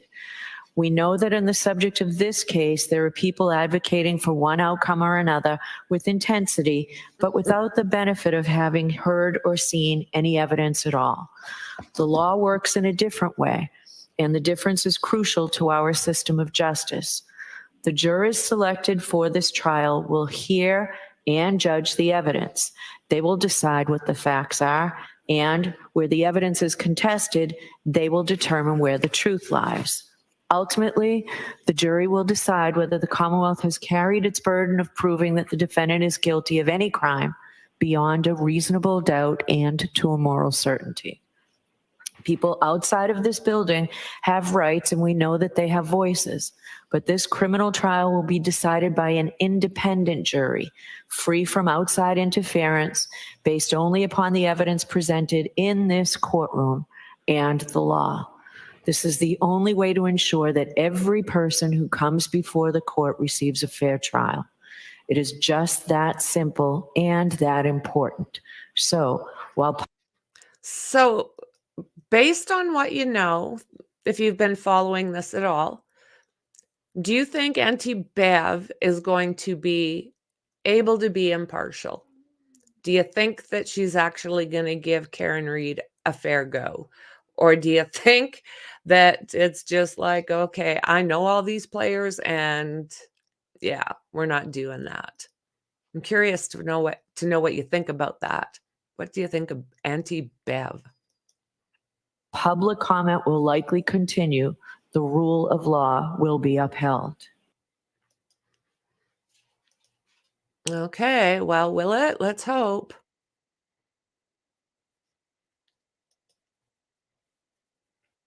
Okay, give me a second here. When is this? Dun, dun, dun. Okay, so Karen Reed, jury selection nears conclusion. So this was earlier today. And let's see how this works out. We could see the jury in the Karen Reed case seated today. The court needs 16 members for a full panel. And as WBZ's Penny Commit shows us, attorneys on both sides hope to present their opening statements within days. This case could take 7 weeks. Are you guys prepared to be out here for 7 weeks? I will try my best to come in the morning for the next 7 weeks. Dressed in all pink, Karen Reed supporters came out in droves Monday morning as jury selection for her eventual trial. I didn't really think about them. They're going to be standing outside while the whole trial goes on as well. Holy shite. But I guess that's what you do. I don't know. Enters week 2. Reed is accused of hitting her police officer boyfriend, John O'Keefe, with her car and leaving him to die in the snow back in 2022. Her supporters say she is being framed as part of a police cover-up and believe 3 other people are the real killers. Due to a decision by the judge to create a 200-foot buffer zone around the courthouse, Reed supporters have been protesting down the street, but now they're appealing that decision all the way up to the Massachusetts Supreme Court, claiming it violates their First Amendment rights. They say There you 200 go. feet this time. Next year, it might be 500 feet. 5 years from now, it'll be a mile. We're not in it just for us. We're in it for everybody at this point. To fight, its rights are slowly. Oh, I can see where they're going to have problems with that. It makes total sense to me. Makes total sense to me. Slipping away. Paul Cristoforo is leading that initiative. He and his peers have hired their own attorneys and taken time off work to demonstrate outside the courthouse. I have 10 grandkids. That's the youngest one is 11 months old. This could happen to her at some point. So yeah, I'm very passionate about it. Paul says the support from the public has been overwhelming. A website created by Reed supporters called Justice for Karen Reed Legal Defense Fund has brought in donations from all over the country. Wow. We have a Facebook group that just passed 30,000 subscribers yesterday. As of noon Monday, they've raised over $250,000. I'm almost certain that Karen's going to be found not guilty. As for Reed herself, she's attended jury selection every day so far, something experts say is already helping her case. Yeah, having the defendant there is really a defense strategy. They want to humanize her as early as possible, and the sooner they can do that, which means sitting at the table while jurors are walking up and taking a glance at her, the better from the defense standpoint. Attorneys on both sides are hopeful that jury selection will conclude today. So far, 12 of the 16 jurors have been selected. Once those are appointed, 4 will be randomly selected as alternates. In Dedham, I'm Penny Kmitt, WBZ News. Now, once opening statements begin, we will stream the Karen Reed murder trial live on CBS News Boston. You can find our streaming service on the CBS News app, Pluto TV, and WBZ.com. All right.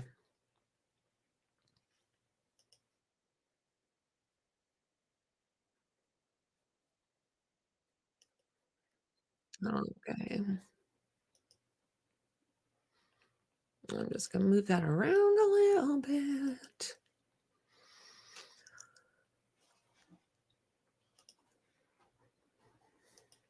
Reed is accused of hitting and killing her boyfriend, former Boston police officer John O'Keefe, with her SUV back in 2022. As the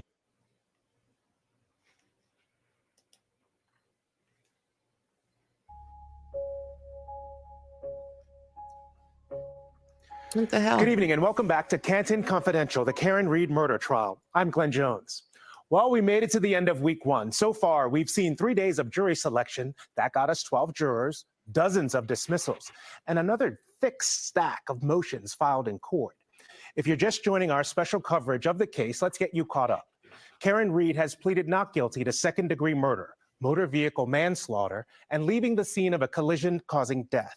The Commonwealth says she hit and killed her Boston police officer boyfriend, John O'Keefe, with her car back in 2022. But the details of the case have painted a far murkier picture. One of those details casting a cloud. The MSP trooper and former lead investigator on O'Keefe's murder is now under investigation himself. More on that later. But first, NBC 10's John Maroney has a breakdown of week 1 and a closer look at the motions filed. Given the publicity and the media surrounding it, I actually think 4 on the first day was pretty good. There have been worries about picking jurors and getting an impartial jury. It's certainly nothing like the one in New York City involving former President Trump, but Karen Reed's trial in Dedham is getting plenty of attention. Even so, 12 jurors have been selected so far. Takeaway number 1, The selection process seems to be working, and a jury should be in place next week. I'm here, number one, protecting my First Amendment rights. I'm here supporting Karen Reed, and I'm looking for justice for John O'Keefe. The first day of the trial attracted dozens of Reed supporters, all of them kept back by a 200-foot buffer zone, which the state's highest court has been asked to review. During these initial days, the number of supporters seems to be less each day, all of them obeying the court-ordered restrictions. Takeaway number 2. Initial worries about people outside the courtroom influencing the trial seem to be unfounded so far. So they have talked about people being so close that they're afraid, there might be somebody out there that actually wants to harm her. And this is why they're saying they're asking people to step back. But the distance, ay, ay, ay.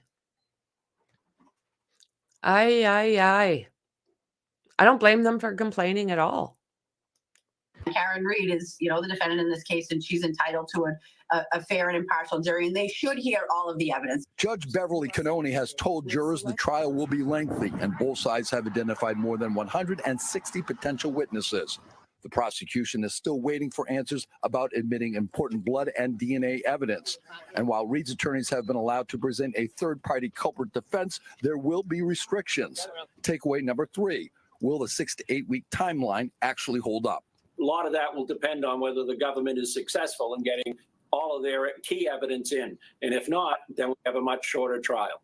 In a new development, the defense wants jury seating changed, saying their client's constitutional rights to confront witnesses face-to-face is jeopardized because of poor sight lines. They claim at least 6 jurors will only see the back of a witness's head. NBC 10 legal analyst Michael Coyne says Reed's attorneys have a point. There are some problems if the jurors cannot see the witness as the witness is undergoing the direct cross-examination. Things to look forward to next week, the end of jury selection and the beginning of testimony. In the newsroom, John Maroney, NBC 10 Boston. Back here in the studio now, I'm joined by Sue O'Connell once again, who has been in the courtroom for all 3 days of jury selection. We're going to talk. Long process for this one. I mean, this is pretty much international at this point. So I understand why it's taking so long. I'm surprised that maybe it wasn't moved, and I'm surprised that we still have this same judge. But I mean, I'm not there, and I'm not part of what they're doing. I'm just an outsider kind of peeking in and thinking, whoa, there are so many things that are sideways right now. A little I bit hope more we get about the jury answers. box, because that became a pretty hot issue today. Yes, it did. Here's a look at the courtroom photos included in the paperwork from the defense. If you're listening on our podcast, we put these images on our website. You can see here that nearly half of the jury would not have a direct view of the witness's face during testimony. So, Sue, this does seem like a good point to me from a layman perspective. What's the deal here? Absolutely. So there's an old story about a granddaughter who invited her grandmother for dinner and served her a roast, and the roast had the ends cut off. And she said, "Why do you have the ends cut off?" And the granddaughter said, "This is your recipe, Grandma. This is how we've always made it." And she said, "Well, I cut the ends off because I didn't have a pot big enough. We don't do things like this all the time." You improve. And we have had this courtroom for 100 years at least. Sacco and Vanetti were in there. And I'm sure people have complained about the fact that some of the jurors absolutely cannot see the face of the witness. And as Michael Coyne points out, how do you know if they're telling the truth? You look at their face. That's a big problem in my mind. That is a big problem. So how many cases have been tried like this where literally they cannot see the witness? It doesn't even make sense in my head, not even a little bit. You look in their eyes and do all that. So I honestly think this is just a fresh view from a California lawyer who came in and said, "Why are you people in Massachusetts putting up with this?" And of course, he's defending his client as he's supposed to. But this opens a whole host of issues. Yeah, here. I guess it does. Let's talk about one of them, because the chatter has been to remedy this.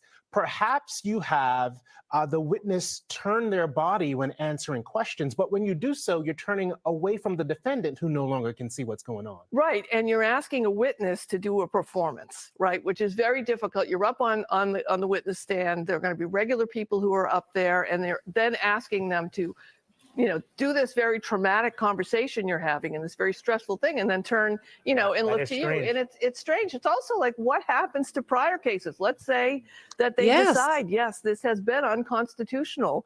What about all the other cases that have happened? That's what I'm thinking. Or if it doesn't get decided, I'm not a legal expert here, but it certainly looks like an appeal. That's what I'm thinking. Like, that's just an appeal waiting to happen. I didn't realize, because the court, although it's older, it still looks very spacious. But the way it's set up is mind-boggling. How long have they been holding trials where they literally cannot see the witness? Too bizarre. Too bizarre. And like she just said, it's an appeal waiting to happen. Right, it certainly does. Okay, so next week we expect to have a jury sat. Do you think that happens on Monday?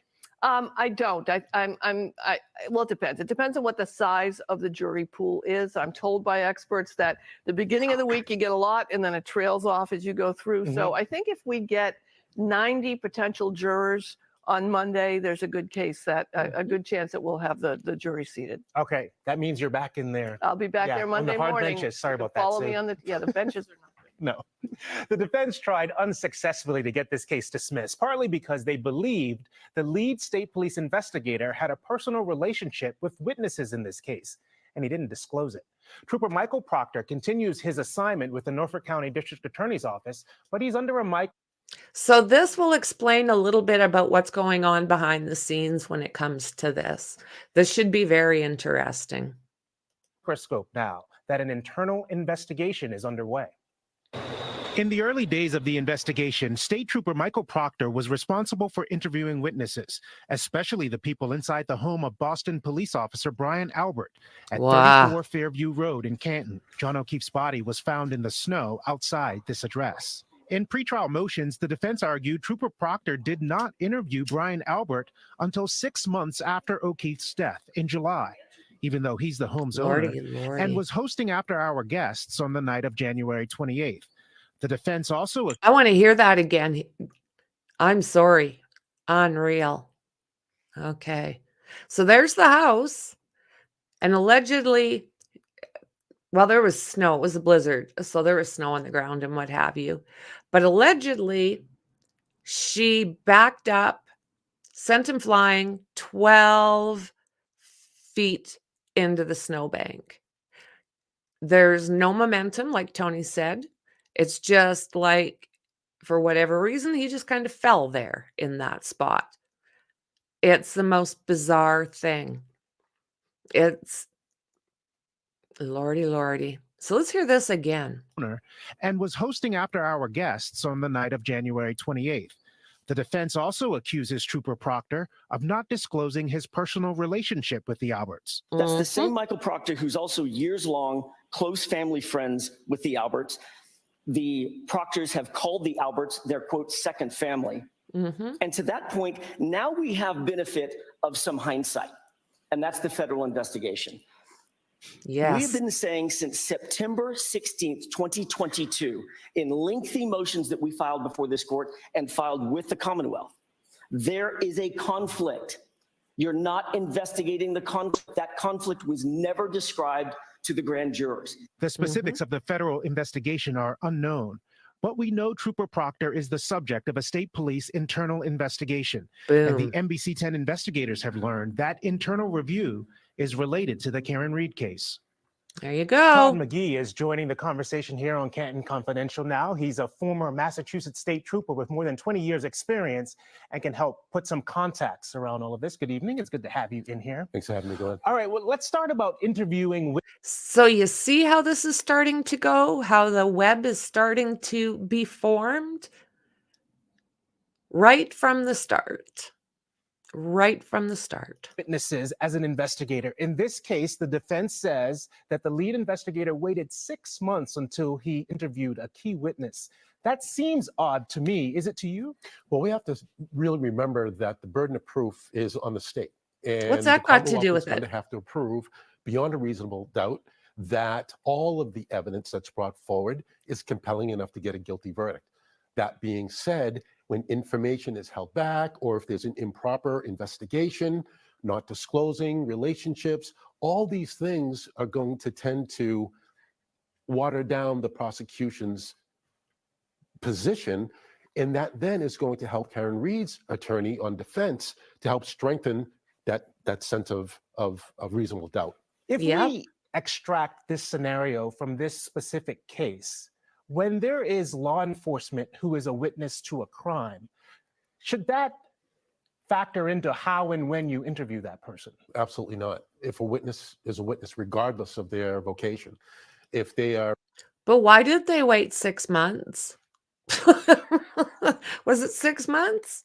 Privy to the actual incident, if they've a bystander, a witness, if they're involved in any capacity, they should be on that list of witnesses to be interviewed within that 24 to 48-hour window of time is valuable because information's fresh. Memories are much more intact.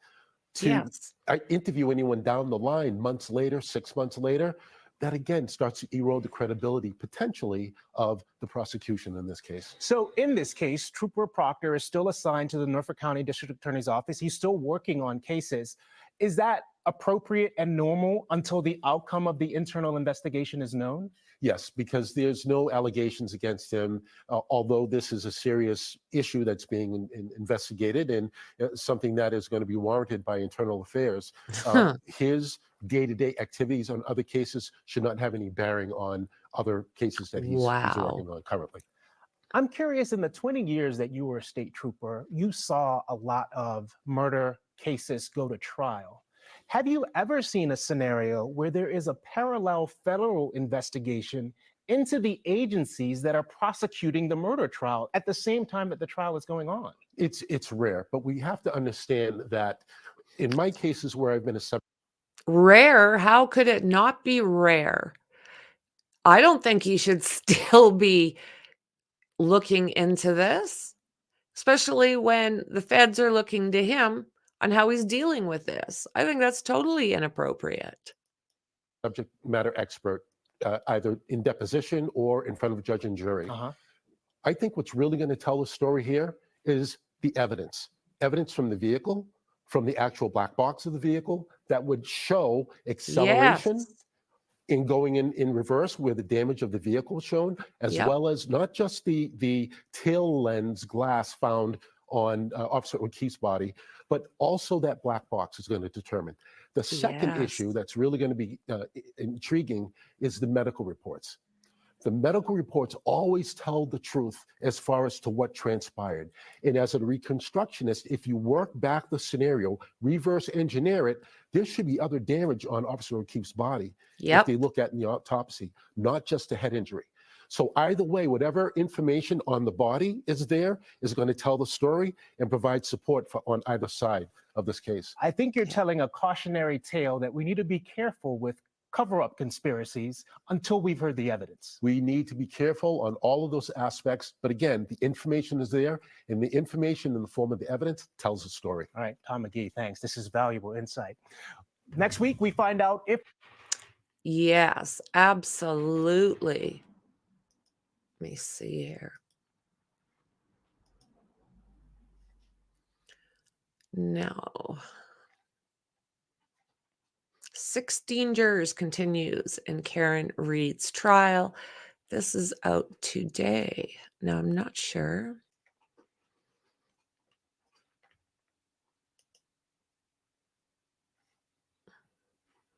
Let's see what we got. Against Karen Reed. So week 2 starts today, and we still do not have a full jury. Yeah, so far 12 jurors have been picked. They need 4 more here. Our Minash Kwangwari is live outside the courthouse in Dedham with the latest on this case. Minash. Well, it's now jury selection day 4, and right now 91 jurors are being evaluated. For perspective, that is the largest prospective pool. I wondered about that. I wondered about that because they did, what was it, 52 on Friday? I don't know why, but yeah, I'm hoping out of 91 people that they can get 1 or 2 anyways. Good Lord. Of jurors since jury selection began last week, Tuesday. Today, though, the goal is going to be to fill those remaining 4 spots on the panel. This after 12 jurors were seated last week. Karen Reed returned to the courtroom Monday. She's the one accused of back in 2022 backing her SUV into and killing her then boyfriend, former Boston police officer John O'Keefe, after a night out in Canton. Jury selection continued, but that's not the only thing developing in the court. Last week, prosecutors made a push to admit DNA evidence discovered on Reed's SUV after O'Keefe was found dead. We are hoping soon we will learn the judge's decision on whether to allow that piece of evidence in the court. Outside the court, the battle between Karen Reed supporters and the state continues. The judge presiding over the trial put in place a buffer zone ordering demonstrators holding Karen Reed signs or wearing pro-Reed clothes to be at least 200 feet away from the court to limit any. Yeah, 200 feet away from the courthouse. What the hell? So yeah, they're fighting this. They're fighting their rights because it it does infringe possible tainting of the jury. To know that there's actually people that believe in her. I think one of you guys interviewed her on the way out last week, and she said, I appreciate my supporters. And that's why we're here. The demonstrators have appealed the decision to the state's highest court, who is expected to make a ruling after the state makes its case Wednesday evening. If the state's case is so strong, why does a dog with a sweater going to affect their case? We are very passionate about it. And if it gets denied there, we're not stopping there either. And this is something to watch. Last week, the defense filed a motion to have the jury box reconfigured when the trial starts. This so that all of the jurors can look at the faces of the witnesses as they are testifying. It's something that we'll be keeping you updated on, as we do have a crew inside right now. For right now, though, we're live here in Dedham. Minaj Kungwari, NBC 10 Boston. Minaj, thank you. And we want to remind you at home that when testimony starts, NBC 10 Boston and NECN will have complete coverage for you. We're going to carry the testimony live on our streaming platforms like Roku, Peacock, and Samsung TV. All righty. All righty. So I think what we'll do is we're going to take a look at these documents really quick. We're not going to go through all of them, but I do want to look at the ones that are saying fact-based and just gives us an idea. Let me see, where am I going to put myself? There we are. So this is basically what they say happened that day. So let's go through it. I would have used that way to get a change of venue. I don't know why there hasn't been. There's been a lot, as far as I'm concerned, a lot of reasons why it would have been moved. Anti-Bev being one of them. Another one is where that witness box is, that they can't see, the jurors cannot see the witnesses. They like to watch the witness and the body language and the facial expressions. And I think it's important. So I don't know. To me, it's just like an appeal waiting to happen. Yeah, exactly. Right? It's just like, what the hell? And then you're like, how many jurors know any of these cops? That's another really good question. You know, I don't know if, I mean, we're not allowed into the courtroom to see. I'm surprised they didn't at least give us one pool, you know, like send in Court TV or one of them, just so we can watch the process without having it full of people that might interfere with the judicial process. My thoughts. So I'm just going to go through these facts with you. So it says on January 29th, 2022, at approximately 6:04 a.m., The Canton Police Department received a 911 call from a woman reporting a male party, subsequently identified as victim John O'Keefe, found in the snow outside of 34 Fairview Road. At the time of the 911 call, there was an active blizzard occurring with heavy snow and the temperatures in the teens. Officer Saraf and Melanie, both of the Canton Police Department, were dispatched to the scene, along with Canton Fire and EMS. Officer Saraf was the first officer to arrive on the scene, where he observed 3 females waving at him from in front of the yard area of the residence. Officer Saraf's cruiser camera footage was reviewed by the grand jury in this matter and admitted as grand jury exhibit number 56. The footage depicts the weather and visibility conditions during the officers' transit and arrival to the scene, shortly after the body of the victim was discovered and the 911 call was placed. In the video, Officer Saraf can be seen utilizing the spotlight attached to the driver's side of his cruiser as he attempts to locate the calling parties in the darkness and blizzard conditions. Looking at the residence of 34 Fairview Road from the street, 3 females were on the left corner of the property in the area of a flagpole and fire hydrant. Now let me see here. I might still have. There we are. So they're saying that he was located right in here between the flagpole and the fire hydrant.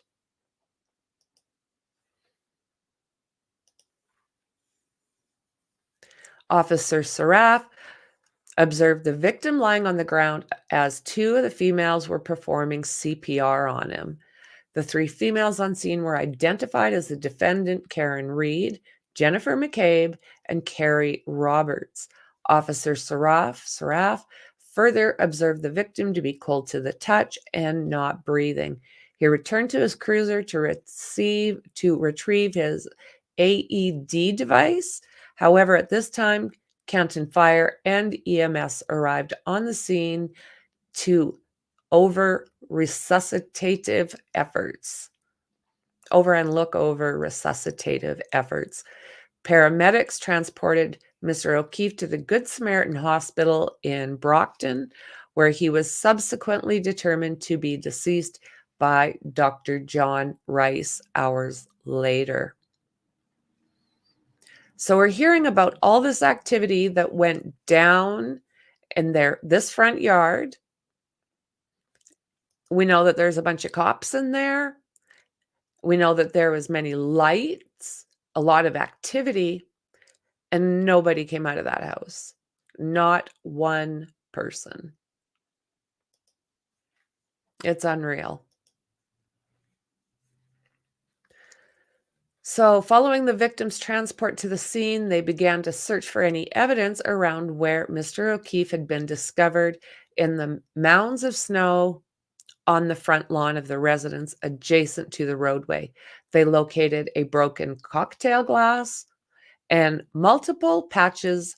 So they're saying 6 drops is what we just heard, that appeared to be DNA in the vicinity of where the body had been located. The Canton officers secured the glass and 6, DNA samples from the snow as evidence, 6 drops. And those were put in those like Dixie cups. That's how they retrieved these. Later that morning, the Massachusetts State Police Detective Unit of the Norfolk District Attorney's Office was notified and responded to the scene as well. Trooper Michael Proctor and Sergeant Yuri Buchanek were among the troopers who responded and began interviewing witnesses. They first spoke with Miss McCabe. Miss McCabe indicated that she and some friends were at the Waterfall Bar and Grill during the evening of January 28th. She arrived with her husband Matthew at approximately 9 p.m., following one of their children's high school basketball games earlier in the evening. At approximately 11 p.m., Mr. O'Keefe and Miss Reed arrived at the waterfall together. Miss McCabe stated that Mr. O'Keefe and Miss Reed have been in a dating relationship for approximately 2 years and that Miss Reed stayed at Mr. O'Keefe's house most nights. Miss McCabe observed Miss Reed walk into the bar holding a glass cup from C.F. McCarthy's with a clear liquid inside that she believed was a vodka soda drink. Miss Reed had entered the waterfall with the glass inside her coat. Mr. O'Keefe and Miss Reed had been at C.F. McCarthy's, a bar across the street from the waterfall, prior to coming into the waterfall. Miss McCabe also observed Mr. O'Keefe to be wearing a baseball hat, jeans, and sneakers. She stated the defendant and the victim appeared to be in a good mood and did not observe any arguing between the two of them throughout the course of the evening. She further described the atmosphere within the bar as friendly and no arguments amongst any of the patrons. This description of the group and the atmosphere within the bar had been between the defendant and the victim was consistent with each of the witnesses present and the troopers interviewed throughout the course of their investigation. As the bar began to close, everyone within their group was invited back to 34 Fairview Road, the residence of Miss McCabe's sister, Nicole Elbert, and her husband, Brian. She observed Mr. O'Keefe and Miss Reed to leave the waterfall together. Miss McCabe was arriving at her vehicle and received a text message from Mr. O'Keefe saying, "Where to?" At 12:14 a.m., Miss McCabe replied with the address of 34 Fairview Road at 12:18. Mr. O'Keefe called Miss McCabe to ask more specifically where the house was located on Fairview. Whilst inside the residence following her arrival, Miss McCabe observed a black SUV consistent with Mr. Reed's vehicle, a 2021 black Lexus SUV, arrive in front of the residence from her vantage point and the front door of the home. Miss McCabe texts Mr. O'Keefe at 12:31 a.m., stating hello, and again at 12:40, pull up behind me, referencing her vehicle parking spot within the driveway to the home, located on the right side of the property if looking at the resident from the street. Miss McCabe then observed the black SUV move from its initial place where it had stopped on the street near the driveway and proceed to the left side of the property where Mr. O'Keefe's body was subsequently discovered later in the morning at 12:45 a.m. Miss McCabe texts Mr. O'Keefe again, hello, and then observed the black SUV drive away from the home. So they're saying that they sat in that SUV, the two of them, for that long?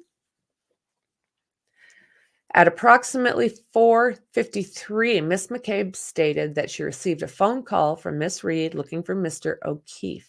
The phone call was placed by the victim's juvenile niece at the defendant's direction to Miss McCabe's cellular phone. Miss McCabe answered the call from the victim's niece, spoke to her briefly, and the niece handed the phone to the defendant. The defendant sounded distraught over the phone and drove over to Miss McCabe's home. The defendant told Miss McCabe that she last remembered seeing the victim at the Waterfall bar. Miss McCabe then informed the defendant that she observed the defendant and victim leave the bar together. Miss McCabe also later informed the defendant she had seen them in Miss Reed's vehicle in front of the home on Fairview. The defendant also informed Miss McCabe that she and the victim had gotten into an argument the last time that she had seen him. The defendant arrived at Miss McCabe's home around 5:30 a.m. Shortly after the defendant arrived at Miss McCabe's home, Miss Carrie Roberts arrived there as well, as she had also received a phone call from the defendant that early morning looking for the victim. Miss McCabe then drove Miss Reed's vehicle from her house back to Mr. O'Keefe's house, as she was too hysterical, and Miss Roberts followed along in her own vehicle. While driving to Mr. O'Keefe's house, the defendant stated to Miss McCabe, "Could I have hit him? Did I hit him?" Miss McCabe stated that the defendant also told her about a cracked taillight on her vehicle. Once they arrived at the victim's home, the defendant had Miss McCabe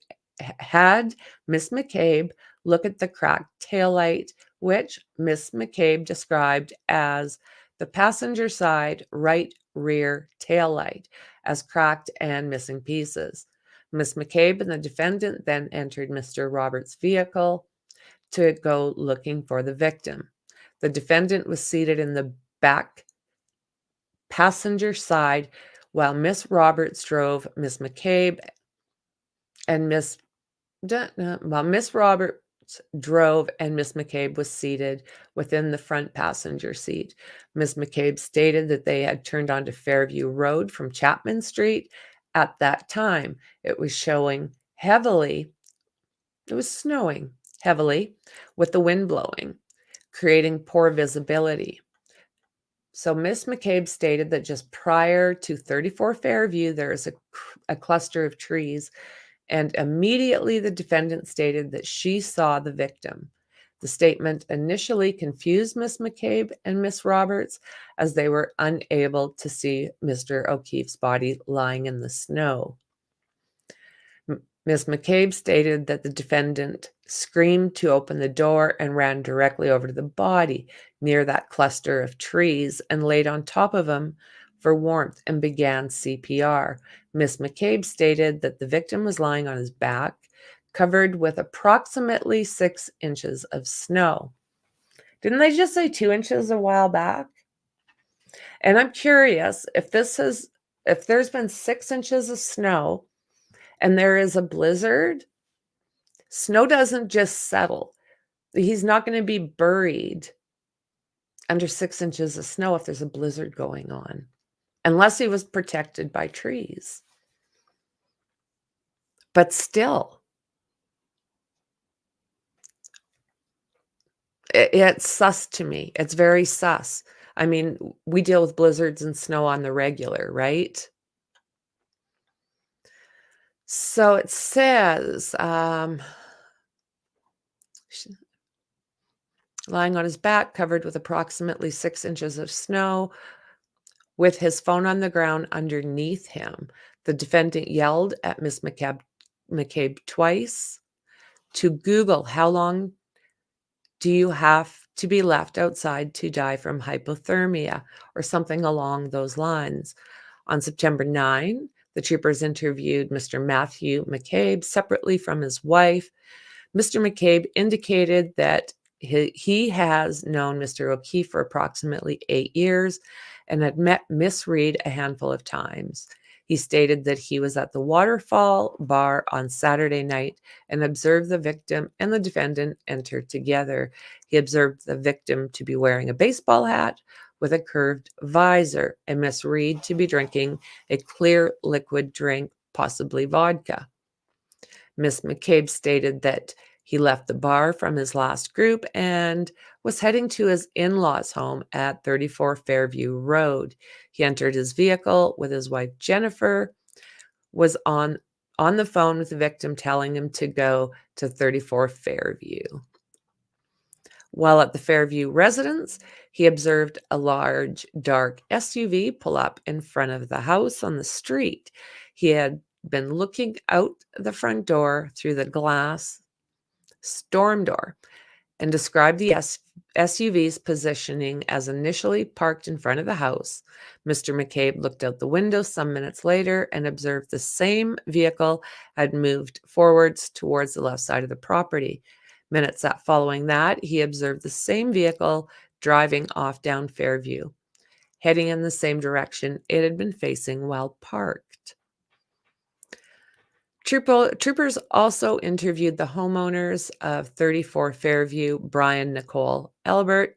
Both confirmed that they had been at the Waterfall Bar the previous evening with family and friends and had left around closing and returned to their home throughout the evening. They both indicated the defendant and the victim, neither of whom they knew particularly well, entered the bar and joined their group. They indicated that several people from the group had been invited back to their home following the bar, and several arrived, staying for approximately 1 hour. Both indicated in their sworn testimony before the grand jury in this matter that their nephew, Colin Albert, while present at the home upon their arrival, had left their home before any of the guests arrived from the waterfall. So now Colin is the one that allegedly does not get along with O'Keefe, if I remember correctly. So a lot of times we're reading in documents that Colin was there for a while, and in other ones they're saying that he had left. So that one's kind of up in the air to me. I still have lots and lots of questions.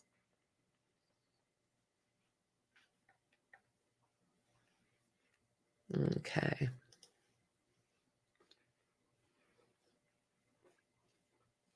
So several other witnesses called before the grand jury similarly confirmed this. Neither were aware that the defendant and the victim had planned on coming over, although they would have had no issue if they had been aware. Neither heard nor saw anything outside their home, and over the course of the morning, Miss McCabe awakened them. Prior to Miss McCabe entering their home and waking them up in their bedroom, Miss McCabe's cellular phone, which was downloaded by members of the Massachusetts State Police following her signed consent, shows phone calls from Miss McCabe's phone to both Nicole and Brian Albert's phone. The first call to Nicole Albert occurs at 6:07:42, and while listed as unanswered, lasts a duration of 9 seconds. The second call to Nicole Albert occurs at 6:08:17, and while also listed as unanswered, lasts for a duration of 7 seconds. The call to Brian Albert occurs at 6:23 and is also listed as unanswered.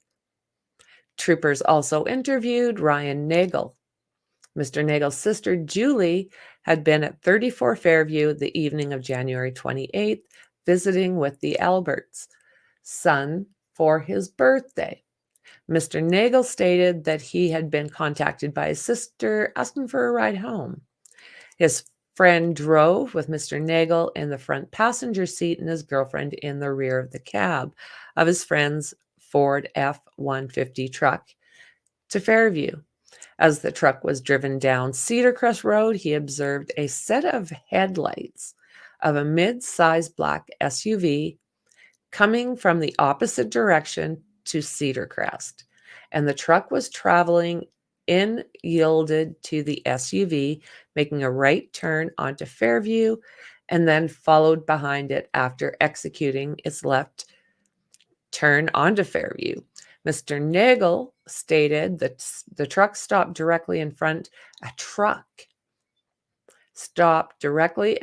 the driveway to the home, and remembered the black SUV stopping along the right-hand curb toward the left side of the property. He remembered within the truck while his sister exited the home and asked them to come inside. He declined the information, and his sister eventually decided to stay at the home and make other transportation arrangements. She woke him up and asked him to drive there. Oh my God. As the sister returned into the house, Mr. Nagel observed the black SUV pull up to approximate 1 to 1.5 car lengths to the far left edge of the home's property, where the flagpole was located, along with some bushes. He stated the SUV's driver did not appear to place the vehicle in park at any point as he observed it, as the rear brake lights were illuminated throughout his observations to include the third top center light. Mr. Nagel reported hearing no noises coming from the interior of the SUV. Mr. Nagel indicated that his friend pulled away from the side of the road. When they were leaving, they drove past that black SUV and observed an interior light on within the vehicle and a Caucasian female operator seated inside the vehicle holding the steering wheel at 10 to 2, staring straight ahead of her. Troopers also interviewed Mr. Nagel's sister, Mrs. Juliana Nagel, as well as her friend Sarah Levinson, both of whom had been present at the home on Fairview on January 28th, 29th. And both women had been given a ride home by the McCabe's. Both indicated that they'd been had been at the home on Fairview for Brian Albert Jr.'s birthday on that evening. Both provided a list of other individuals that were there. Both indicated that the Alberts, Brian, Nicole, arrived later in the evening from the waterfall and listed those in that group to include the Alberts and the McCabe's and the Mr. Dun, dun, dun, Mr. Higgins. Both indicated that no one else entered the home while they were there and that they left and got a ride home from the McCabe's. Mr. Levinson recalled Miss McCabe saying that someone else was coming, however, that person never arrived. Juliana Nagel stated that she had called her brother Ryan for a ride home at approximately 12 a.m. While waiting for him to arrive, she was looking out the kitchen window and observed an SUV stop by the mailbox with the front of the SUV facing Chapman Street. He stated that she further observed the SUV travel along the front of the house and stop between the mailbox and the flagpole, where it came to a stop. She observed the SUV further pull up closer to the flagpole and stop again. She went outside to speak to her brother and noticed that it was lightly snowing at this time after her brother declined her offer to come inside, and she indicated that she would arrange another way home. Oh, it just wasn't nice. She went back inside the house with the SUV still parked in the aforementioned position. Miss Nagel stated that she left the residence in the McCabe's vehicle sometime between 1:30 and 2 a.m. with Mr. McCabe driving.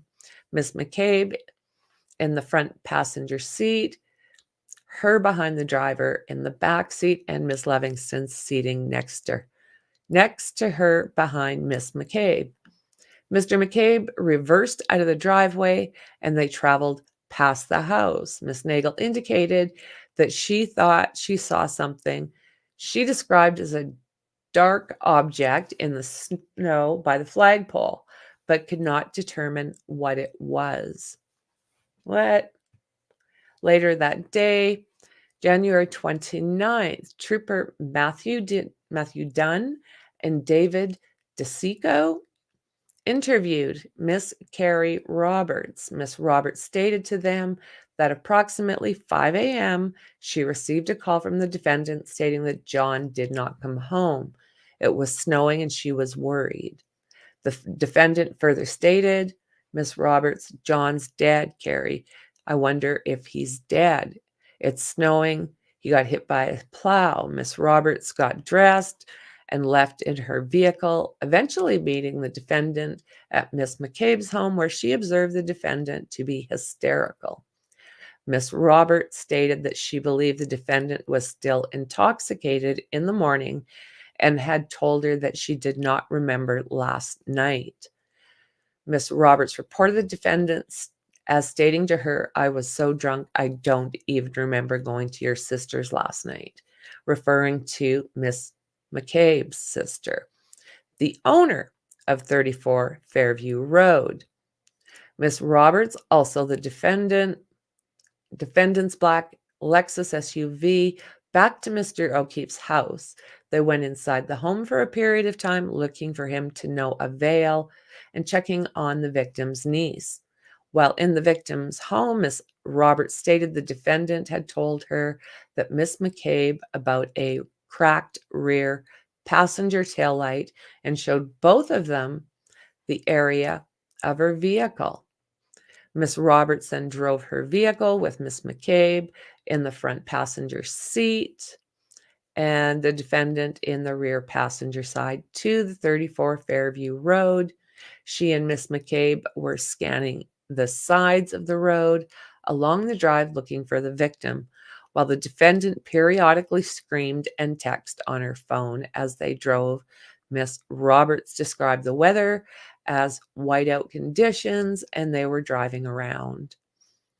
As they arrived in the area to 34 Fairview, Miss Roberts stated the defendant screamed, "There he is, I see him," from inside the vehicle and screamed to be let out. Even after initially exiting the vehicle, Miss Roberts stated that she still could not see the victim in the conditions and further stated that his body was covered in snow. I don't know what I think of all this. Blizzarding, snowing, whiteout, and you're telling me that snow's sticking. I don't know what to say to that. So she stated the victim's body was approximately 12 feet from the roadway. She observed him to have a swollen right eye with a laceration above it and blood around his nose and mouth. Miss Roberts stated that they immediately began CPR and Miss McCabe called 911. Miss Roberts stated that she observed the victim be lying on his back with his arms to his side. So, okay, right there again. Are you telling me he got hit by a vehicle and he just was laying there? Not, I don't quite get it. I don't understand why he would just be laying there with his arms to his side. So a lot of this is what we've heard. The defendant repeatedly asked Miss Roberts and Miss McCabe and the officers on the scene, is he deleted? Repeatedly, that phraseology numerous times to each. The defendant further grabbed Miss Rogers by the arm at one point and asked if they were really working on John or was he already gone.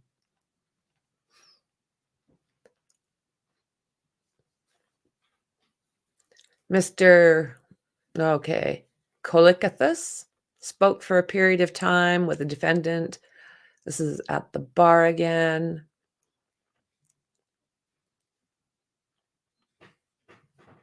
She tried to talk them into going across the street that one of the friends had to a pizza shop to make them all pizza. That didn't work out. They all ended up going back to the house.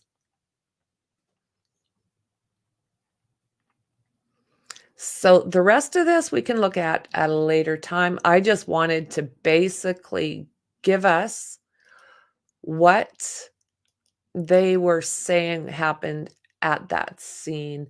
We can go through the rest of those documents, but I think I've pretty much covered it in another live, so I don't want to have to go through it and bore the crap out of you guys. So I want to double check, make sure that there's nothing that's come out.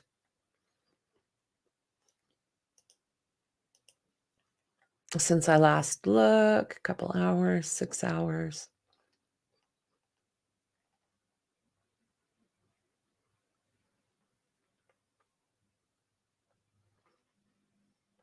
So they're not saying anything about whether or not there is anybody that they've chosen again.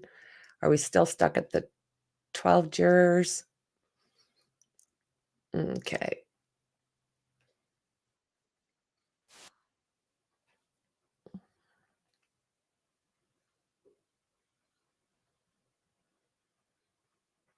No.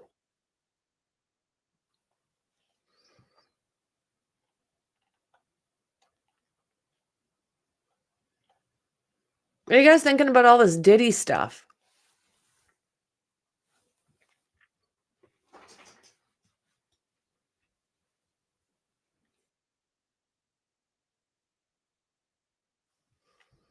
Are they going to be able to get 4 more today?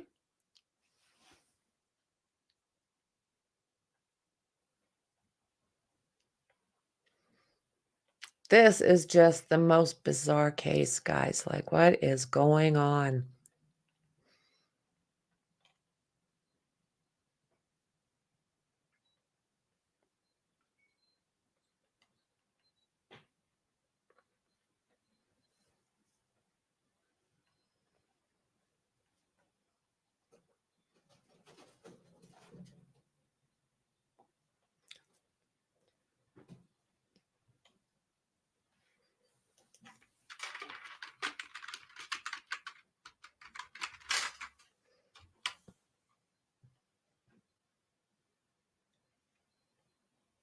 I'm looking for one certain.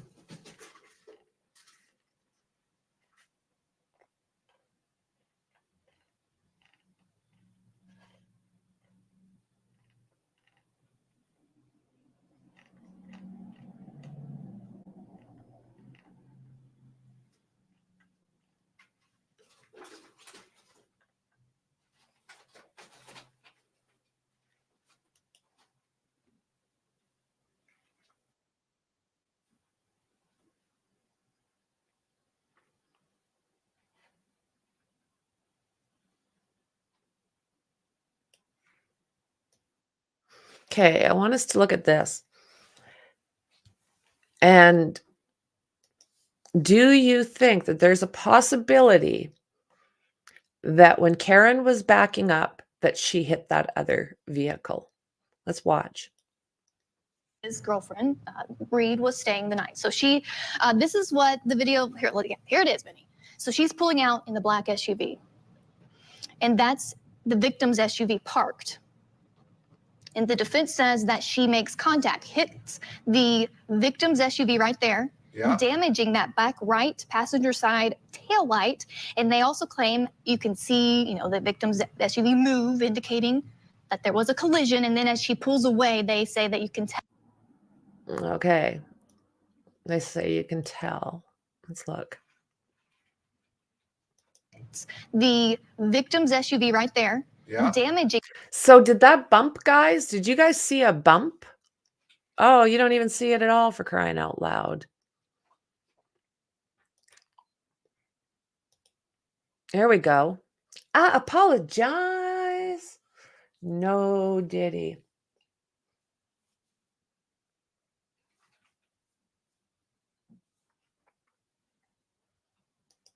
That's the thing. I'm exactly the same as you, Carrie. There's always, you don't just lay down. Then they don't just lay down. That's right. That's right.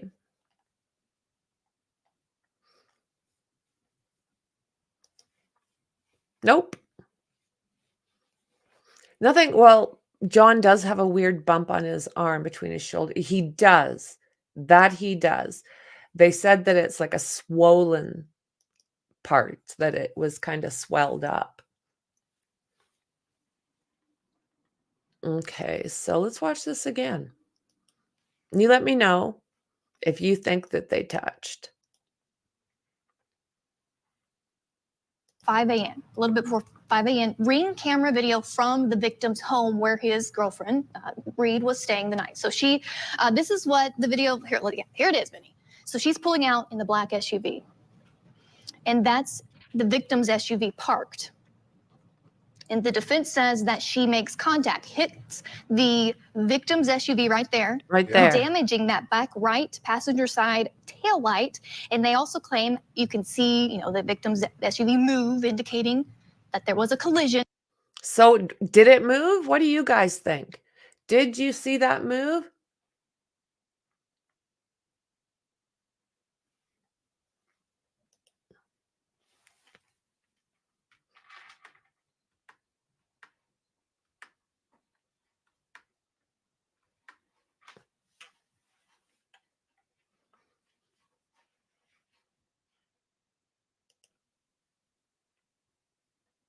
No.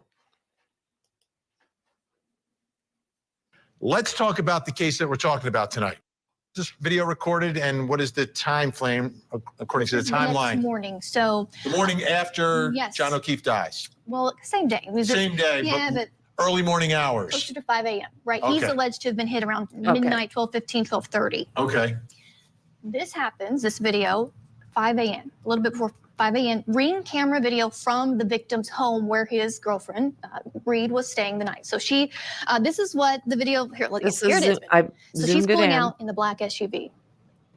And that's the victim's SUV parked. And the defense says that she makes contact, hits the victim's SUV right there. I think so, damaging guys. that back right past.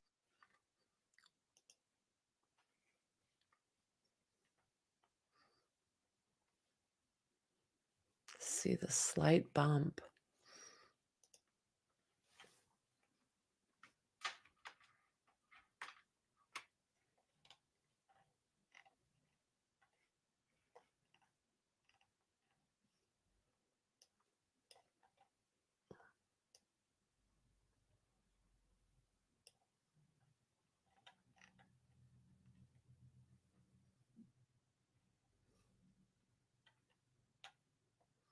Come on. 12:15, 12:30. Okay. This happens, this video, 5 a.m., a little bit before 5 a.m. Ring camera video from the victim's home where his girlfriend, Reed, was staying the night. So she, this is what the video, here it is, Benny. So she's pulling out in the black SUV. And that's the victim's SUV parked. And the defense says that she makes contact, hits the victim's SUV right there, damaging that back right. So I think so. You see that little puff of snow?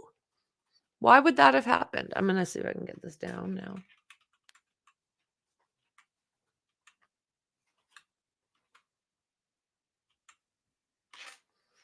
This is back to normal, I think.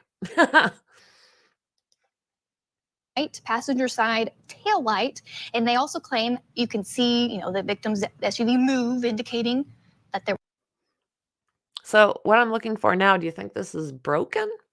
was a collision. What do you guys think?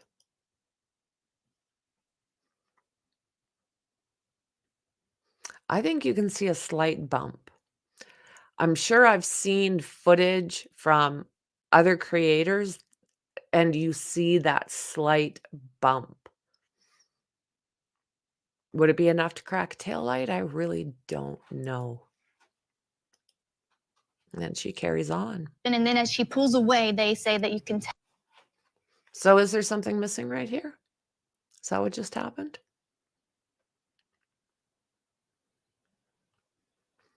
This one seems to wrap around. What do you guys think?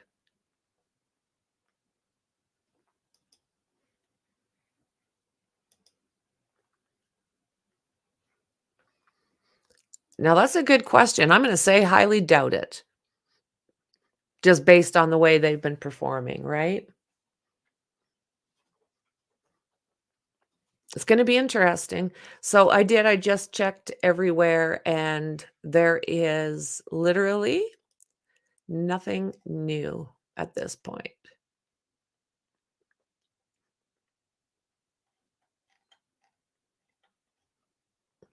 Let's see.